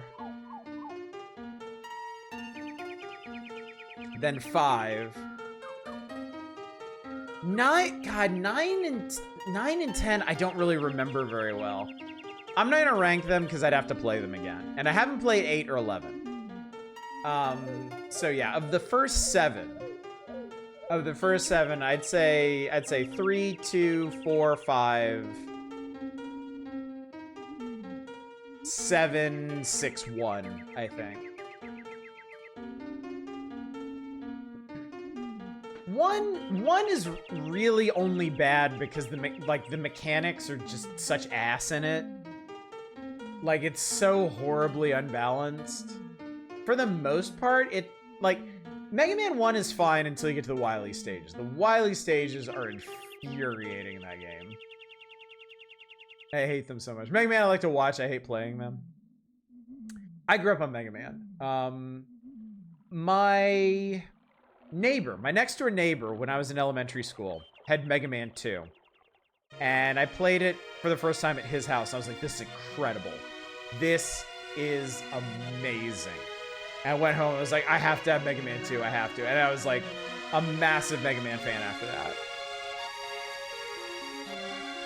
Which is funny, because I didn't have most of them as a kid. I got 2 and 3, and then I'm trying to remember. I think I might have rented 4 and been like, this is cool, but I don't need this. No, I think that's what happened. I rented 4, I beat 4, I'm like, I'm good.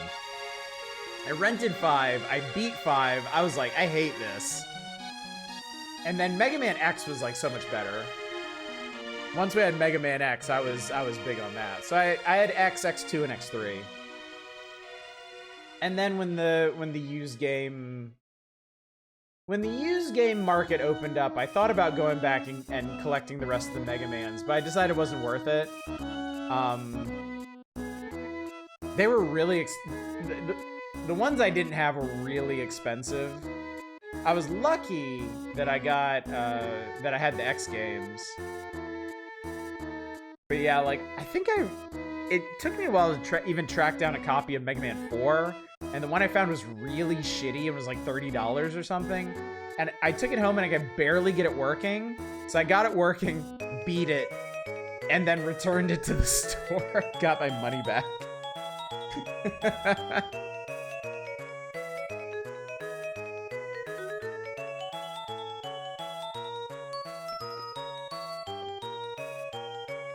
I'm not sure why I got 7. As a kid, I had 2, 3, X, and 7. And then from the used game market, I got X2. That's right. I got X2 and X3. I got X3 cheap because mine is in terrible shape, but it still plays well. Yeah, I thought about getting the other NES ones and decided it just wouldn't be worth the money. And then on Game Boy, I had 5 as a kid, and then I bought 4 used. And I didn't feel the need to go back and get the other ones. I wouldn't mind having 1 and 3. 2 can die in a fire. Yeah. Oh my god. What the hell is this? Oh, it's Waterworld. Okay. Coming to Virtual Boy from Ocean America. God, this game sucks. Amazing, amazing graphics, chat. All right, we made it to the Epic Center. How about that? We're here. I'm gonna go ride on this guy's shitty jet ski. What's going on in the Epic Center this month? All right, big focus on Civilization and Secret of Evermore. The RPG Heartland. Most RPGs and other epic games first see the light of day in Japan, where the category continues to be the hottest seller among all types of video games. In a recent survey of Japanese game players, the top 2 games that players want are Dragon Quest VI and Secret of Mana 2, what we now know as Trials of Mana. The hit flop, now in another flop. Who could have foreseen the licensing powerhouse that was Waterworld falling flat on the Virtual Boy of all things? Currently, the hottest ticket in the RPG wars is Mystic Arc from Enix. American gamers will get their chance at Arc when it is released next year as the 7th Saga 2. That didn't happen, I don't think. Yeah, that's what I thought. Whenever Mystic Arc or 7th Saga 2 gets mentioned, somebody pops in to point that out. Tsukuru Super Dante from ASCII, a design-it-yourself RPG that Power covered in our July Volume 74 issue, continues to be one of the hottest sellers. The players are... That's proto-RPG Maker, chat. You liked Waterworld? I'm gonna level with you. I did too. I won't necessarily say that Waterworld is a good movie, but I enjoyed it. Unlike The Postman. The Postman was one of the worst movies I've ever seen in my life. Did not know when to fucking end.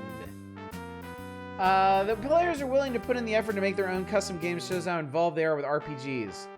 Moving up on the sales list is SimCity 2000 for the Super Famicom. We had a chance to check out this version of the awesome PC simulation in Japan last year. It looked terrific, but to our everlasting regret, there are no plans for the game to be released in the United States. It's a game everyone should get a crack at.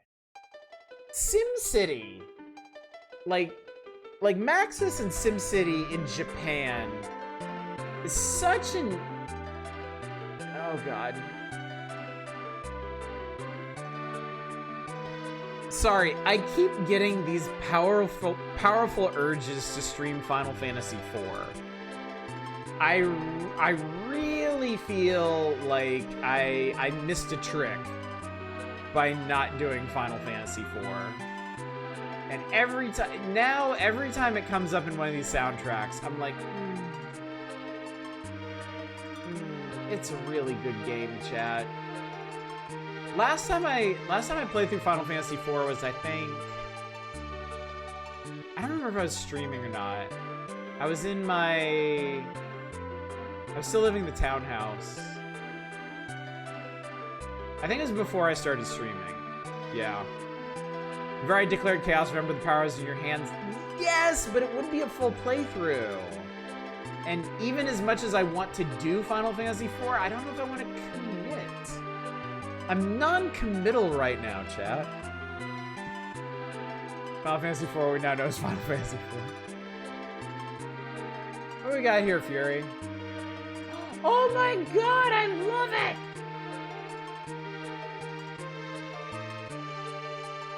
I shall christen this Kerboween. Nice family-friendly name. Thank you, that is adorable. Here, let's set this up right now. Hang on. We're gonna swerve away from the power hours for a sec here. Wallpaper, you.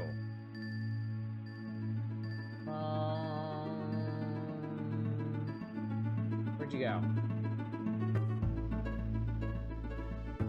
Where'd you go?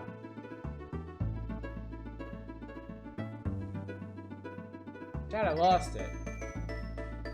Did I put it in here again? I hate doing that. I did. How the hell do I keep doing that? Go in there. There we go. Look at that, it's so beautiful. Dr. Chainsaw's been sued for malpractice. Dr. Chainsaw probably should have second-guessed his career there.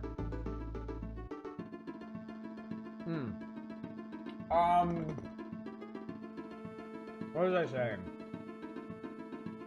I was in the middle of a thought when Final Fantasy IV hijacked my brain. Oh! Maxis, the Sim series, Japan. Fascinating relationship going on there.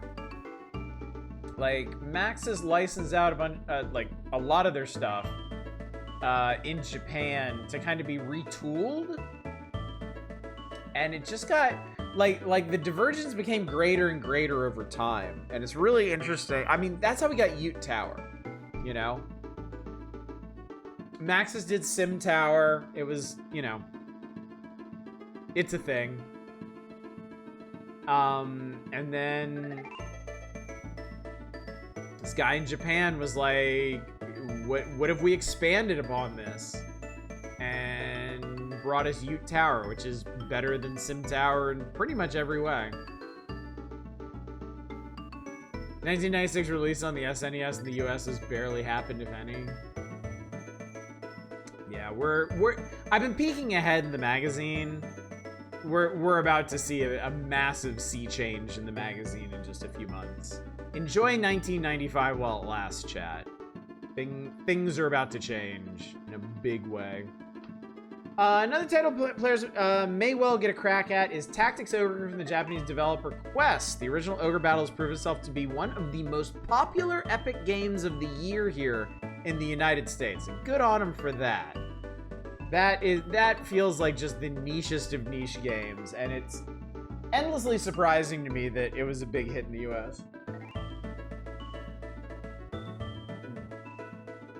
Its successor, which is still in development, is looking nothing short of phenomenal. Recently, we looked at some of the preview materials on Tactics Ogre.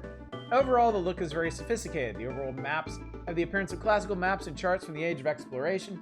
Quest hinted that the rulers and other characters in the game will give Tactics Ogre more of an RPG feel than the original, while preserving the strategy elements. The biggest difference, however, is in the battle screens. The original game featured three-quarter perspective scenes with adversary parties facing each other. In Tactics Ogre, battles occur on multiple 3D levels. You actually place your characters in the battlefield to achieve an advantage. For instance, an archer on a ledge may be able to shoot more accurately. The computer plays the foes, and then the two sides have at it. 3D graphics of both towns and wilderness look terrific, and characters in these settings are much larger than in the original game. Other features include the auctioning of new warriors and dialogues that occur between characters. Although Enix USA hasn't made final plans to pick up this game, the continued success of the original Ogre battle makes it all the more likely. We're looking forward to Tactics Ogre and other great Japanese RPGs for 1996, which could be shaping up to be an even bigger epic year than 1995.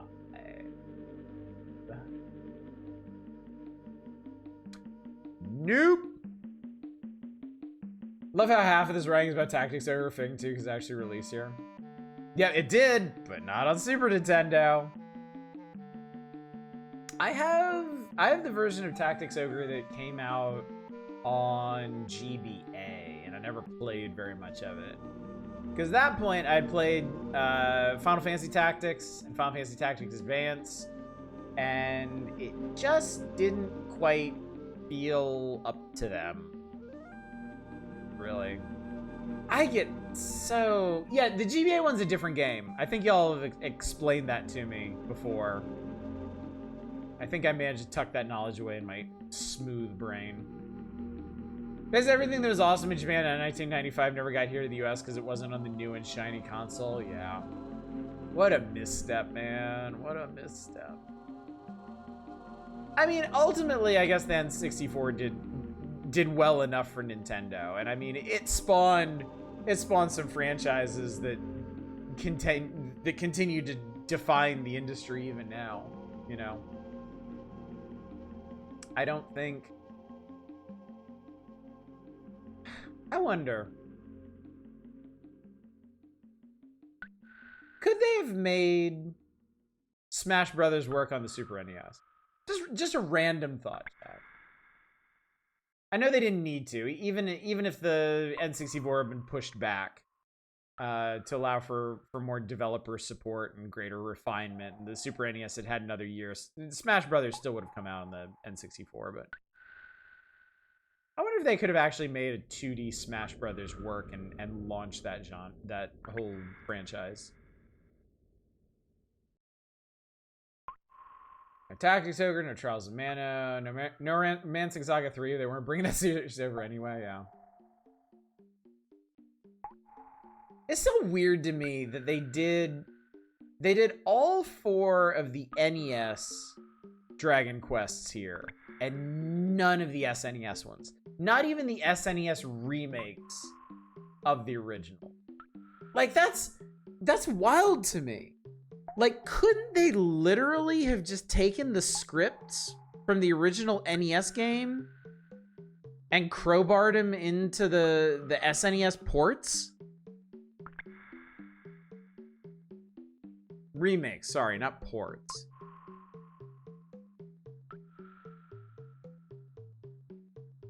Maybe not as a platform fighter, but the SNES had the DBZ fighters. Or if you could do some kind of stylized fighter there, maybe.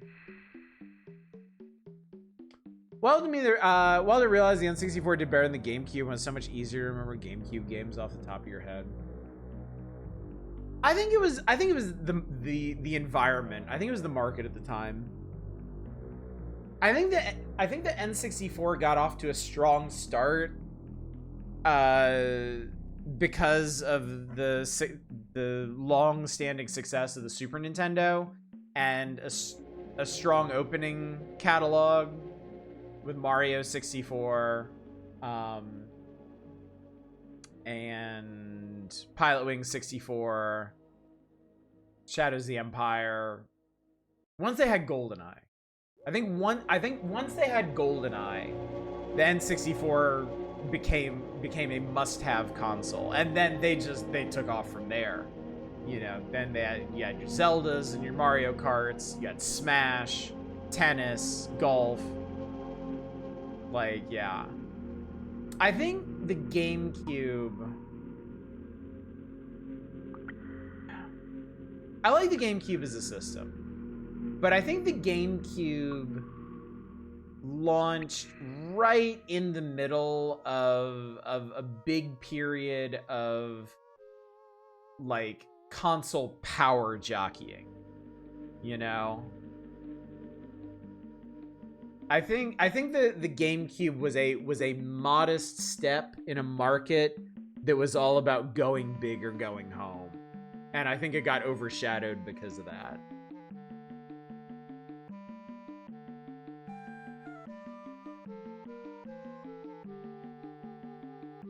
I think this Game Power Bash Symphony of the Night because it's boring 2D and Castlevania 64 is gonna break the mold. What's up, Jerp? Good to see you. It's not visually complex enough to be an issue. I think they could have made the mechanics work. Yeah, I really wonder what that would have been like. Sucks to see your Evermore got so shit over because it wasn't Trials of Mana. I mean, I can't really disagree with any of the criticism of Secret Evermore. It's a weird game. It's a deeply uneven game. Like it's clear it wasn't finished. Like it didn't quite achieve the vision that it was going for, and that's very conspicuous, especially as you get further into it. I certainly wish Secret of Evermore had gotten a warmer reception, but I totally get why it didn't. The only games on N64 that resonated with me at the time I'd like to go back to is Ocarina, GoldenEye, and Star Fox 64. Turok was still your favorite on N64? Yeah, N64 kind of burned me out on consoles for a bit. N64 didn't really do it for me. I had Mario 64, I had Wave Race, Turok, Shadows of the Empire, and GoldenEye. And I played them a lot. I enjoyed them. I had my fun with them. But it just wasn't the kind of gaming I was looking for. I was disappointed after the Super Nintendo, you know? My favorite games on the Super Nintendo were stuff like Final Fantasy III, what we now know as Final Fantasy VI, and Chrono Trigger, Secret of Mana, RPGs. I was really big on RPGs at the time. Beyond that, I like the really pretty platformers like Yoshi's Island. And then N64 just wasn't doing any of that. It wasn't doing it for me. So I ended up going back to PC gaming. Especially after they ported Final Fantasy VII to PC. And I didn't have to get a PlayStation to play it. Paper Mario, yeah, the only Paper Mario, this is something that I definitely want to correct eventually. The only Paper Mario I've ever played is Super Paper Mario on the Wii. And I've heard that's the worst one. And I played it in Japanese, so I didn't know what the fuck was going on in it. So I can't really say I played Paper Mario. PS2 is incredibly hard to beat. Not just because of the near infinite number of great games that could play DVD. God, oh Jesus, yes. That was huge. The fact that your PlayStation, your PS2, or your the Xbox 2, right? But the fact that your PlayStation 2 was not only your game system, but like a multimedia system was just huge. I've never owned a DVD player in my life. I have never owned a DVD player in my life because I had a PS2. It really hurt the GameCube that it was solely a game console at that time. Despite having dropped Secret of Mana because my S-Thing has run the fritz, after getting the second thing of Magic, potentially there's a spark of interest there, how it could be really engaging. I have no idea if I'll actually lean into micromanaging all the characters. No, it doesn't. It does not. You set the behavior of your characters. They more or less handle themselves. The only thing you really have to do is queue up spells off of them. Evermore stuck with you much more immediately. Still love it as a game. I want to play through it again. I love Evermore too, but I'm not gonna overlook its flaws.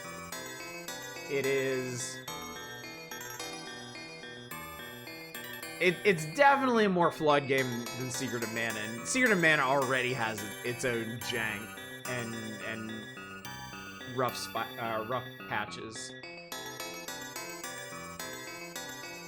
Not the worst one, just different. Not all. Worst one's Sticker Star. Okay. I consider Paper Mario 1 a nearly perfect game. Paper Mario 1's pretty underrated. Better than Thousand Year Door. Thousand Year Door probably has higher highs.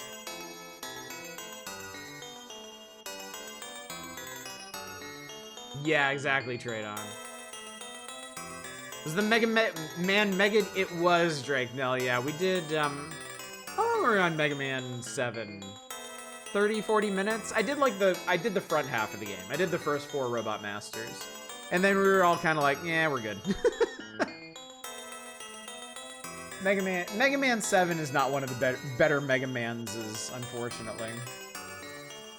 Oh my god, I'm gonna hang out over here with my boy Lincoln.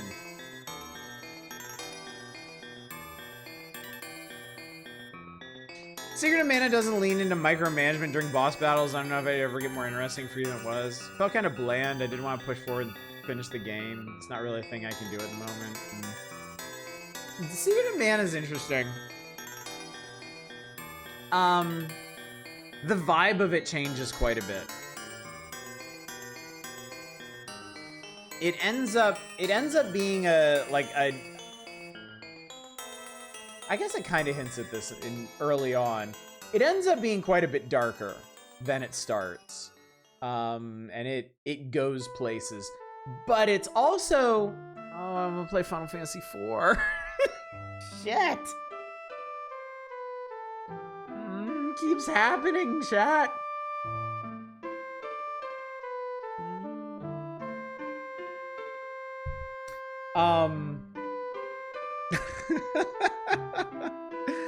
There's also a really, really obvious point in Secret of Mana where, like,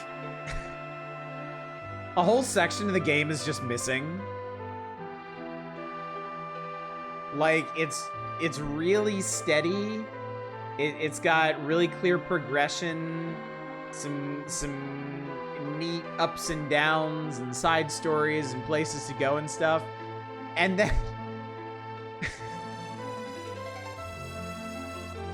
and then there's this section where it's just like, go here, go here, go... Okay, you're done. You just kind of fast forward through this... I don't want to say too much about it, but yeah. It's funny. Picture of Xbox's online was easier. It had Morrowind. That's right, it did. Original Morrowind on OG Xbox was pretty incredible, technically speaking. I've been playing through Secret of Mana, just about finished with it. Maybe two more game session will wrap it up. Nice. Nice.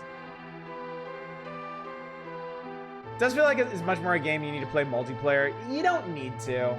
I've never played it multiplayer, and I still love it. It's still one of my favorite games on the system. But if you're not feeling it, I mean, not every game is for everybody. What's up, Dunk Donuts? Good to see you. No, we're not gonna do a vote for Final Fantasy IV. Like I said, I don't want to commit to anything.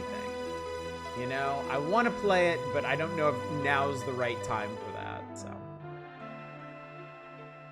OG Xbox has a wild library, have PC ports, have game Xbox made to try and push the... Hey! We were just talking about you. Have PC ports, have games Xbox made to try and push the system is edgy and weird. A lot of those games have been forgotten by now. Yes, they have. Yeah. Yeah, it was a wild time. Anytime a new company tries to, like, break into the gaming market, they're going to be just throwing anything at the wall and seeing what sticks. And Microsoft had so much money to throw around. You got some really interesting stuff. So I didn't have an original Xbox. I had a 360. I didn't go back for most stuff. I think the only game I went back for was Ninja Gaiden Black.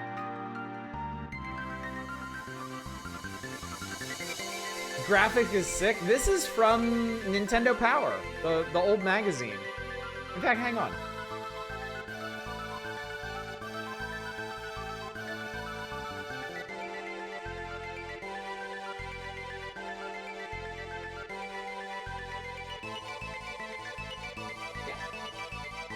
This one is this issue. October 1995. Yeah, we are... We're here right now. How about that? Dunk Donuts, if you haven't been around before, this is a thing I do on Thursdays and Saturdays. I go through old issues of Nintendo Power and I play some of the games we find in there. Because I grew up with Nintendo Power, it was a huge part of my childhood and a huge part of making me a lifelong gamer. And I am here to bring that joy to the modern era, because God knows we need it. Todd Howard, while now the man of 1,000 memes, found a way to reboot the Xbox and keep stuff going when they need to free up space while playing. Mad Dash Racing, game's 3D platformer as a racer with laps and shit and Techno Jam music. Nice. Nintendo Power was great, yeah. God, that was like the highlight of my month as a kid. Just getting that new issue of Nintendo Power and taking it inside and just sprawling on the carpet and just going through page by page and looking for cool games and stuff, yeah. Exactly. Yeah, it was impossible to describe the feeling. Yeah, you don't get that anymore, you know? Like, I kind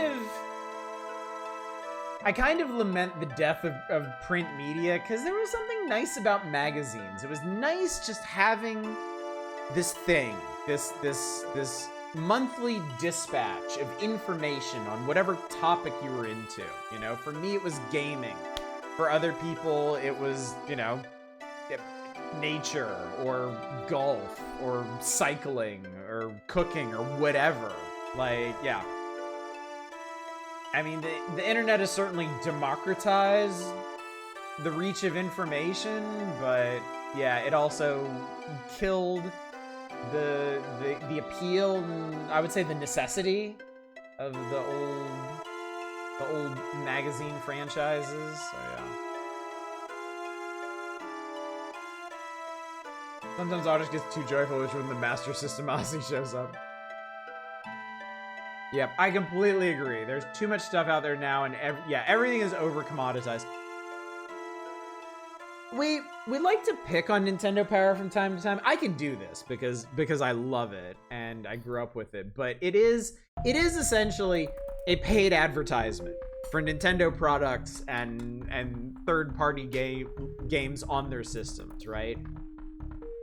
But in the early days of Nintendo Power, early years, really, it didn't feel like it. It felt like there was a lot of love and attention put into, you know, communicating strategies and sometimes just the raw appeal of these games to the reader. That did change over time. I stopped subscribing to Nintendo Power when they started having normal ads in there, because then at that point, it just felt like any other magazine. It didn't feel special anymore.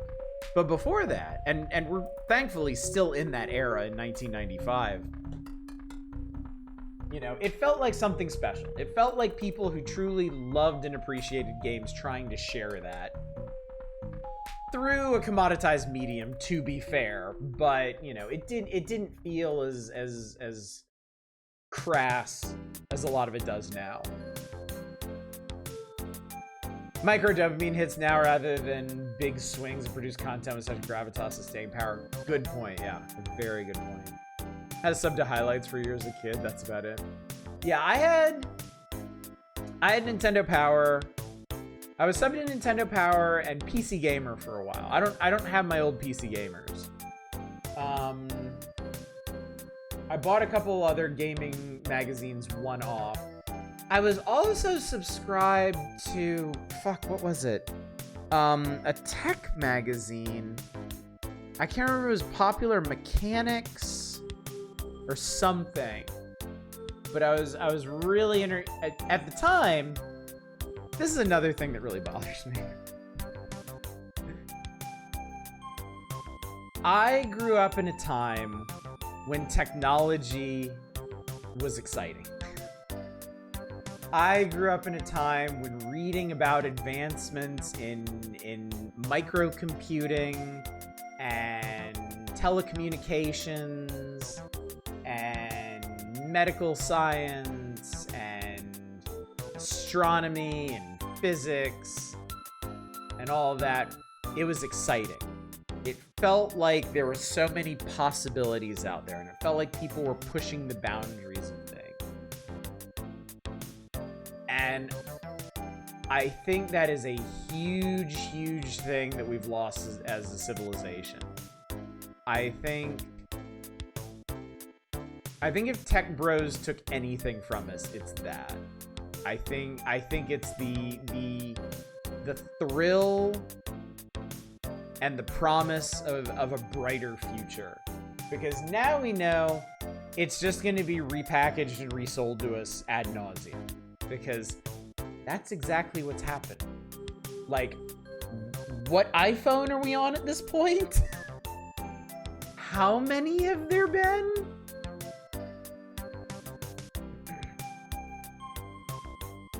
I cannot stress enough how much I miss that. I really think this is a big thing that I've lost in my adulthood, is the excitement and anticipation for the future. I was such a futurist as a kid. I loved reading about advancements in science and theories and possibilities and stuff. Now it feels like there's nothing out there. You know, it feels like we're just circling the drain intellectually.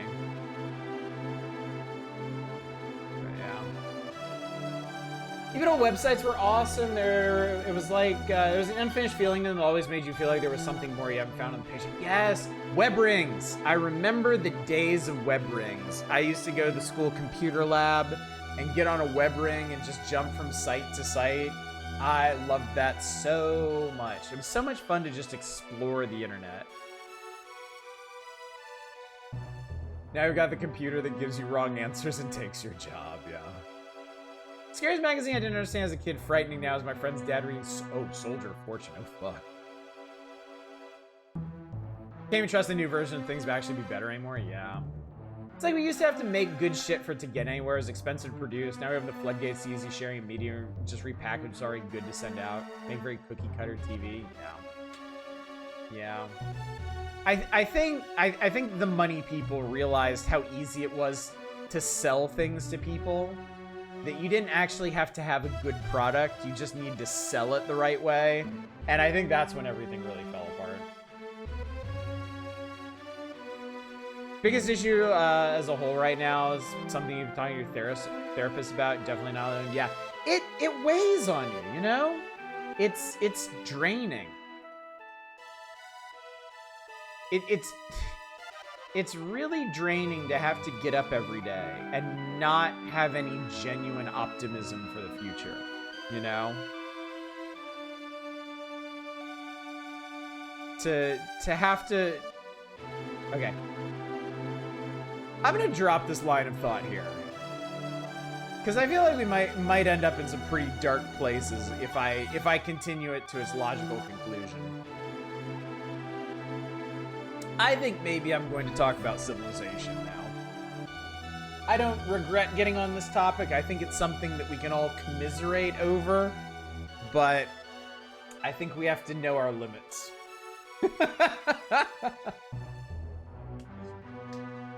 Watching a video where the topic was, would you rather live in Star Wars or Star Trek? And dudes like, we live in the Star Wars universe, megalomaniac dictators, crime lords ruling everything. Safe word is bugs. At the dawn of human history, you lead your wandering tribe into a fertile land that will become the cradle of a new civilization. Darkness and ignorance surround the people. Not much has changed, I guess. But your wisdom and strength will lead them into a shining future. God damn it. We're just talking about this. Now you can build a civilization to withstand the winds of war and the sands of time with Koei's Super NES version of Sid Meier's award-winning strategy game, Civilization. I have a confession. You already know this, but I'm going to confess it again. I used to hate Sid Meier. I used to have zero respect for Sid Meier because it seemed like he didn't really do anything except put his name on games that other people made. And I thought he was a shitty person for doing that. And many years later, I learned more about Sid Meier, the man, the game developer. And I learned that he didn't actually want to do that. That the marketing people that he worked with were hell-bent on doing that. Because once his name became synonymous with franchises like Civilization, they were convinced that things would sell better if they had his name on them, which, you know, honestly, they were probably right, but it wasn't his idea, and he didn't love it, so I recant. Sid Meier, if you're watching right now, I'm sorry I thought you sucked. You don't, and you're actually responsible for a lot of games that I really love, so thank you. All right, I feel better.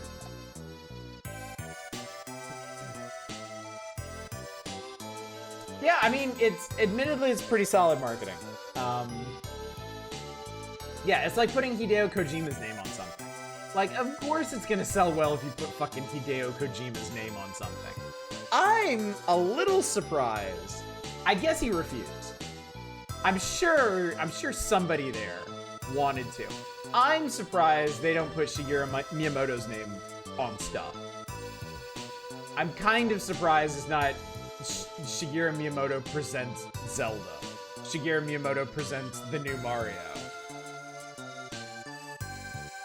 But fortunately, Nintendo holds back on that at least. The only reason I know James Patterson, the only author I've ever seen take out TV ads for their novels. Janet Jackson, girls. TDHF, good to see you. Civilization and Pirates are two games anyone would want to be able to claim part of. I couldn't blame him if he didn't want to spam his name on. That's a good point.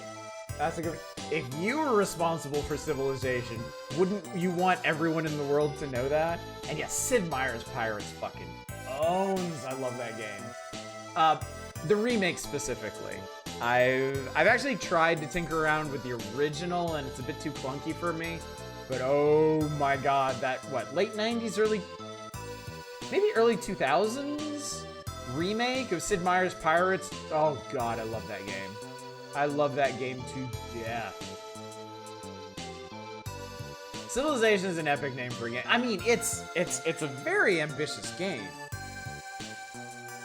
You know, it's essentially simulating the rise and possible falls of not just your civilization, but entire world of civilizations. You know, it's a simulator of human history. Kind of crazy when you think about it like that. You know, when we're running around and jumping on Koopas and shooting space aliens, Sid Meier's out here trying to simulate human history. Much like the simulator we're living in. Love seeing really old versions of games like Civilization where they barely had graphics amazing to see what they do to make it work. Yeah, I will say we've taken a look at SNES Civilization 4. I like it. I like it. They did a pretty good job of making a comprehensible layout and icons and stuff. Some of the stuff is a bit hard to identify visually, but yeah, I think they did a really good job with the port. The sidebar in the bottom left. Genesis. Civilization made its mark originally in the computer gaming arena for PCs and Macs. Super NES version developed for Microprose and published by Koei makes good use of the same game design, but the graphics have changed slightly to accommodate the Super NES and the lower resolution of television sets as compared to computer monitors. In some ways, the changes make the game even better. New icons more clearly represent units or resources. The city scenes use larger, more easily identifiable characters. I kind of doubt this is like an SNES SimCity situation here, but yeah. All right, Traydon, have a good one. Thanks for coming out. Farming, capturing psychedelic bipedal kittens with a 1,000-yard stare. Nice. All right, this section on the Prince. Duties of a ruler range across the spectrum of human activities. In addition to ordering your society, you must command individual units on the maps of the known world. Meet with ambassadors from foreign powers. Conduct talks with the leaders of those nations. Strategy element involves utilizing all your resources and commanding your mobile units in competition with the other nations. Influence is not limited to moving armies or growing food. History shows civilizations tend to expand horizons in many fields. Technology, art, quality of life. Yeah, we get that.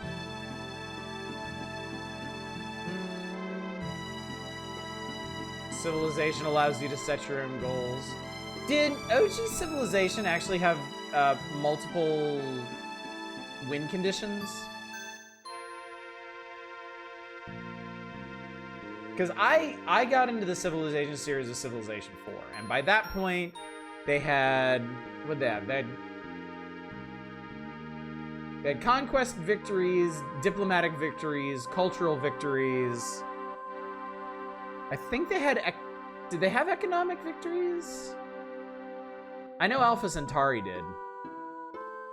I get some of the I get some of the mechanics from Alpha Centauri and SimCity, Civilization 4 conflated.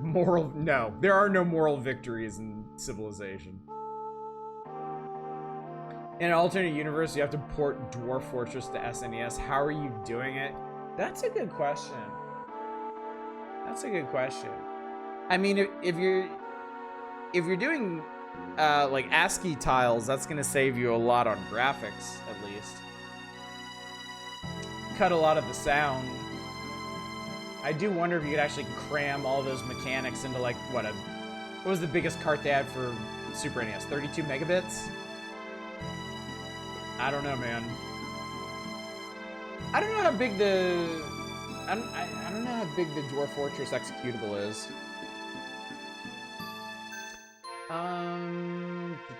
Paradiso to Inferno. Wow. I do love their Milton references. Building your civilization can be easy or murderous depending on the difficulty setting you choose. Choose a nation to rule. Oh! Space victory. You can win civilization by winning the space race. That's right. Well, I guess they'll tell you in this. They should tell you in this feature what the victory conditions are. Success of your cities depends on 3 things: location, improvements, and placements of citizens. We know all that. Defense of the realm is your first duty.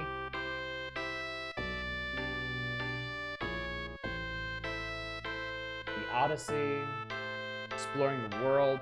That was always my favorite. Honestly, my favorite part of Civilization and Alpha Centauri was exploration. I loved exploring the randomized map. Once I had the entire map filled in, the game was kind of over for me. I was kind of less interested in playing out the rest of the game. I just wanted to see where everything was. Epic Center is proud to present a guide to newly anointed rulers as they struggle to create their nation. So here's kind of like some big tips for getting started in this game. If you'd like to try going back to SNES SimCity. I want to say SimCity so bad. Civilization. First and only time playing Civ, I started playing like Command and Conquer, knowing to be feared. Started prepping to go to space. I never feared. I just knew. Favorite part of most games? Yeah, that's a big part of the appeal of Stellaris. I love the exploration and surveying phase. In 4X's, I'm happiest until the Empire borders fill out. Once the Empire borders are set, I kind of start to lose interest in the game, and I really have to push to make it through the rest. And I usually do that by becoming a belligerent asshole, and crushing anyone who's hemming in my empire. But yeah,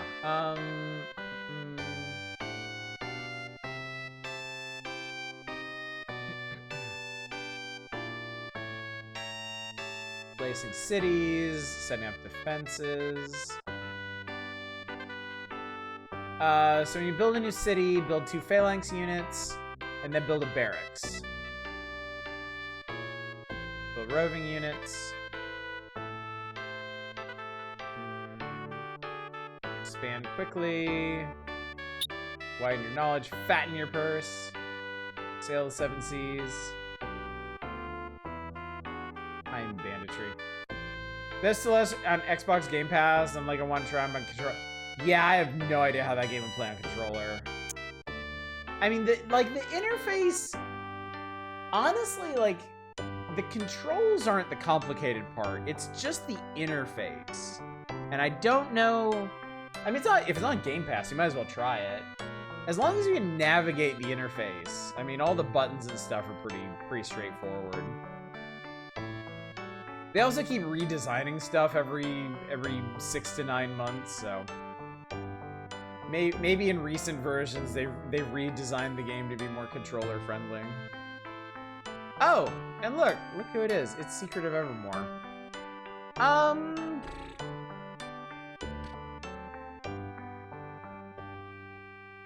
I think chat.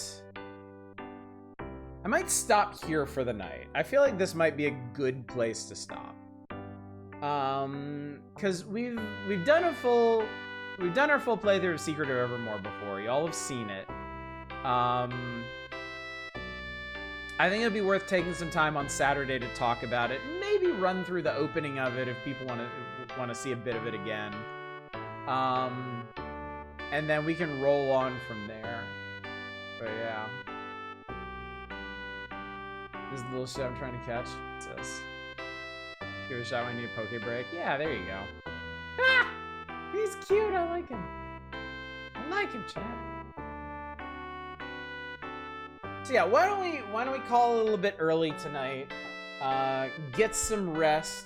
Gear up for tomorrow night. Oh, I need to close submissions for tomorrow night's festivities.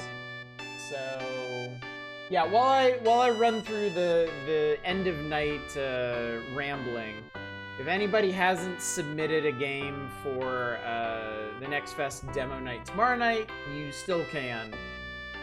If you haven't, don't stress about it too much because we already have plenty to play tomorrow night, and I'm not going to get to everything, so yeah, tomorrow night is the Steam Next Fest demo night. We're going to throw everything on a wheel, play as many demos as we can. Most entertaining one of the evening will win a fabulous prize. But the real prize is just getting to experience a whole bunch of demos together. Look at this ugly motherfucker. Oh, Jesus. What? Oh, God. It's all why? Why is it all hands? Oh, Lord. That's fucked up. Sorry. Anyway, we'll be back here on Saturday. We'll talk about Secret of Evermore, and we will plunge further into the magazine. We're over halfway at this point. Depending on what else is lurking in here, I don't know. We can make a lot of progress on Saturday. We'll see. No stream on Sunday. I never stream on Sundays ever, and definitely not now. And then, like I've been saying, Monday, Tuesday, Wednesday streams for the foreseeable future are going to be wild cards. They're just going to be whatever I feel like. So I don't know what I'm going to be streaming on Monday. You're just going to have to show up and see what it is. You can be surprised like everybody else, including, quite possibly, me. So yeah. So that's it, chat. That's the plan. I am, at this point, now officially closing submissions for Next Fest demos. We'll go ahead and shut the game requests and everything down. And yeah, that's gonna do it. Let's go find somebody to raid. We got such a nice early raid from Hydro tonight. Living large on that.